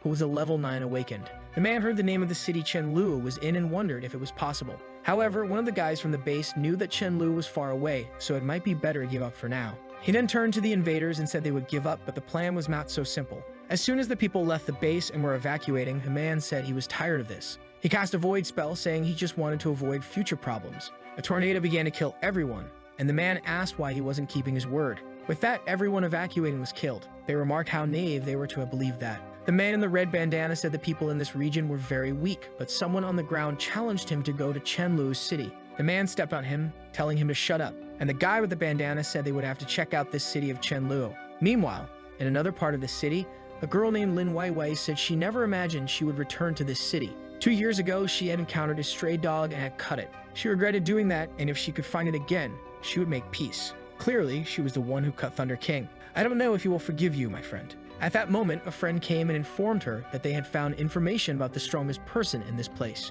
and said they had genetically modified seeds that produced 50% more. Wai Wai was shocked as she had a similar power but could only increase production by a third. Her friend said it might be a good morning and they should check out that base. The day of the trial for the girl who forged the badge had arrived. Ken Lu already knew that several of their bases were being attacked because many people were migrating. Everyone was informed of the crimes that girl had committed. Pretending to be someone from their base would lead to death. Chen Lu said it was a pity, but unfortunately, he needed to kill a chicken to scare the monkeys. Another crazy Chinese proverb, but at that moment, the cut went through the girl. As soon as the head hit the ground, everyone realized it wasn't wise to offend Chen Lu. The guy who had taken one of his bases was there and already terrified, not understanding what happened. An announcement was made that from now on, Chen Lu's base would only accept people above level 6. Wen Wei stood up and her friend asked where she was going. This girl was ruthless and said that unfortunately, it was time for the phoenix to rise. She wouldn't let this bunch of weak allies become a burden to her. She then approached Chen Lu, saying she had the ability to accelerate crops by 30%. Obviously, she was accepted and Chen Lu was excited.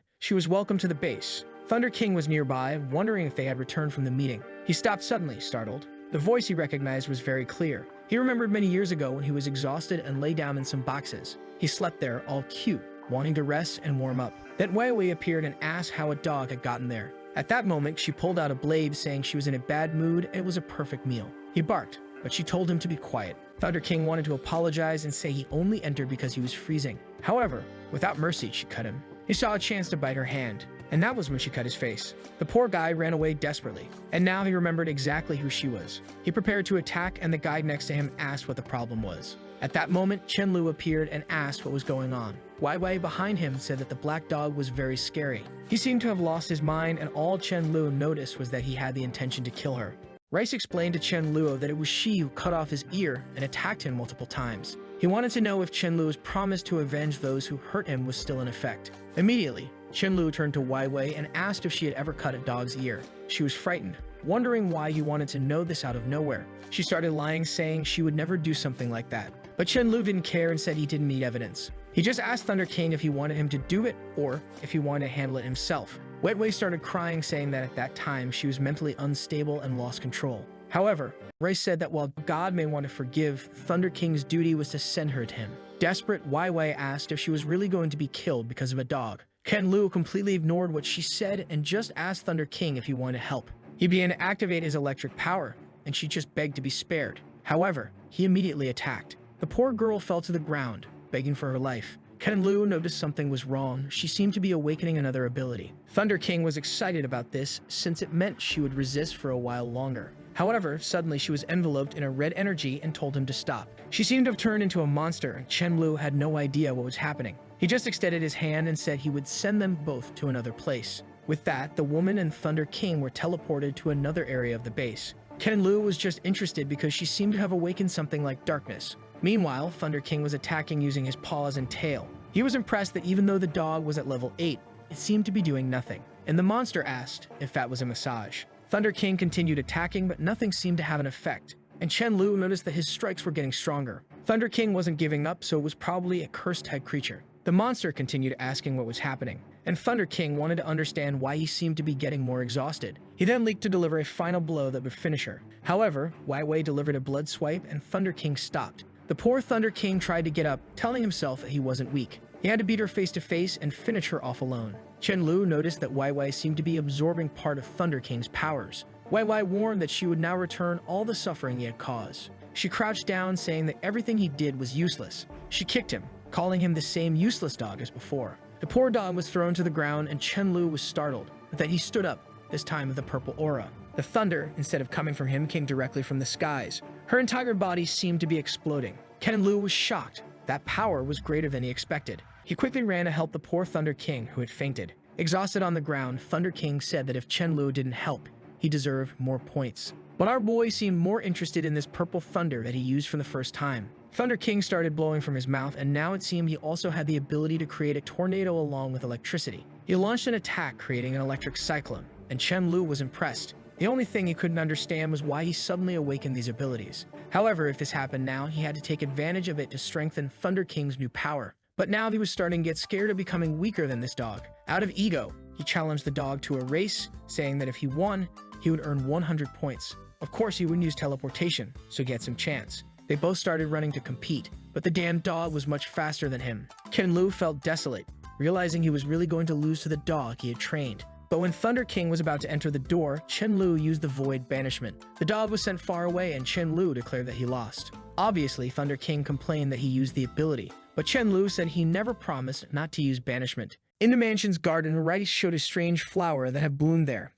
Chen-Lu warned him to be careful because that flower could put you asleep. Suddenly, Mayu appeared, a mix of a maid and cook, saying she wanted to take a look. Suddenly, Chen-Lu woke up in agony. He knew that sensation meant he was about to evolve. He had finally advanced to level 9. Excited that he was no longer as weak as a dog, the question remained as to what fusion ability he would be able to combine with his. Wai Wai had transformed by combining darkness and nature. Thunder King had managed to combine wind and thunder. He wondered what would happen if he combined the abilities of space and time. Suddenly, someone knocked on the door and he sent to enter. It was Rice, and our boy said it was the perfect time to test something. He asked Rice if he could see what would happen in the future if he combined two abilities. Rice took a look and immediately said he would die.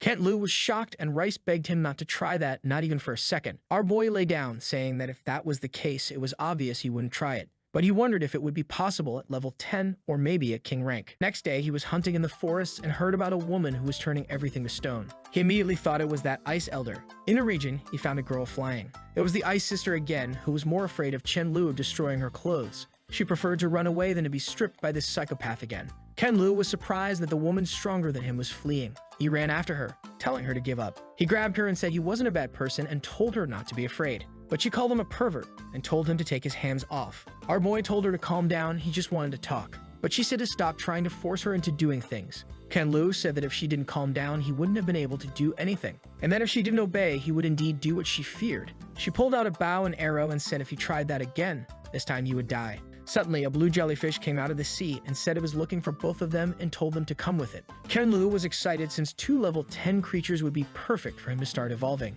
The creatures seemed to have informed the Ice Sister about something, and she wasn't very excited. She was apprehensive because she would have to meet the Sea Lord. But maybe Chen-Lu was a good option since he saved Hai Jie.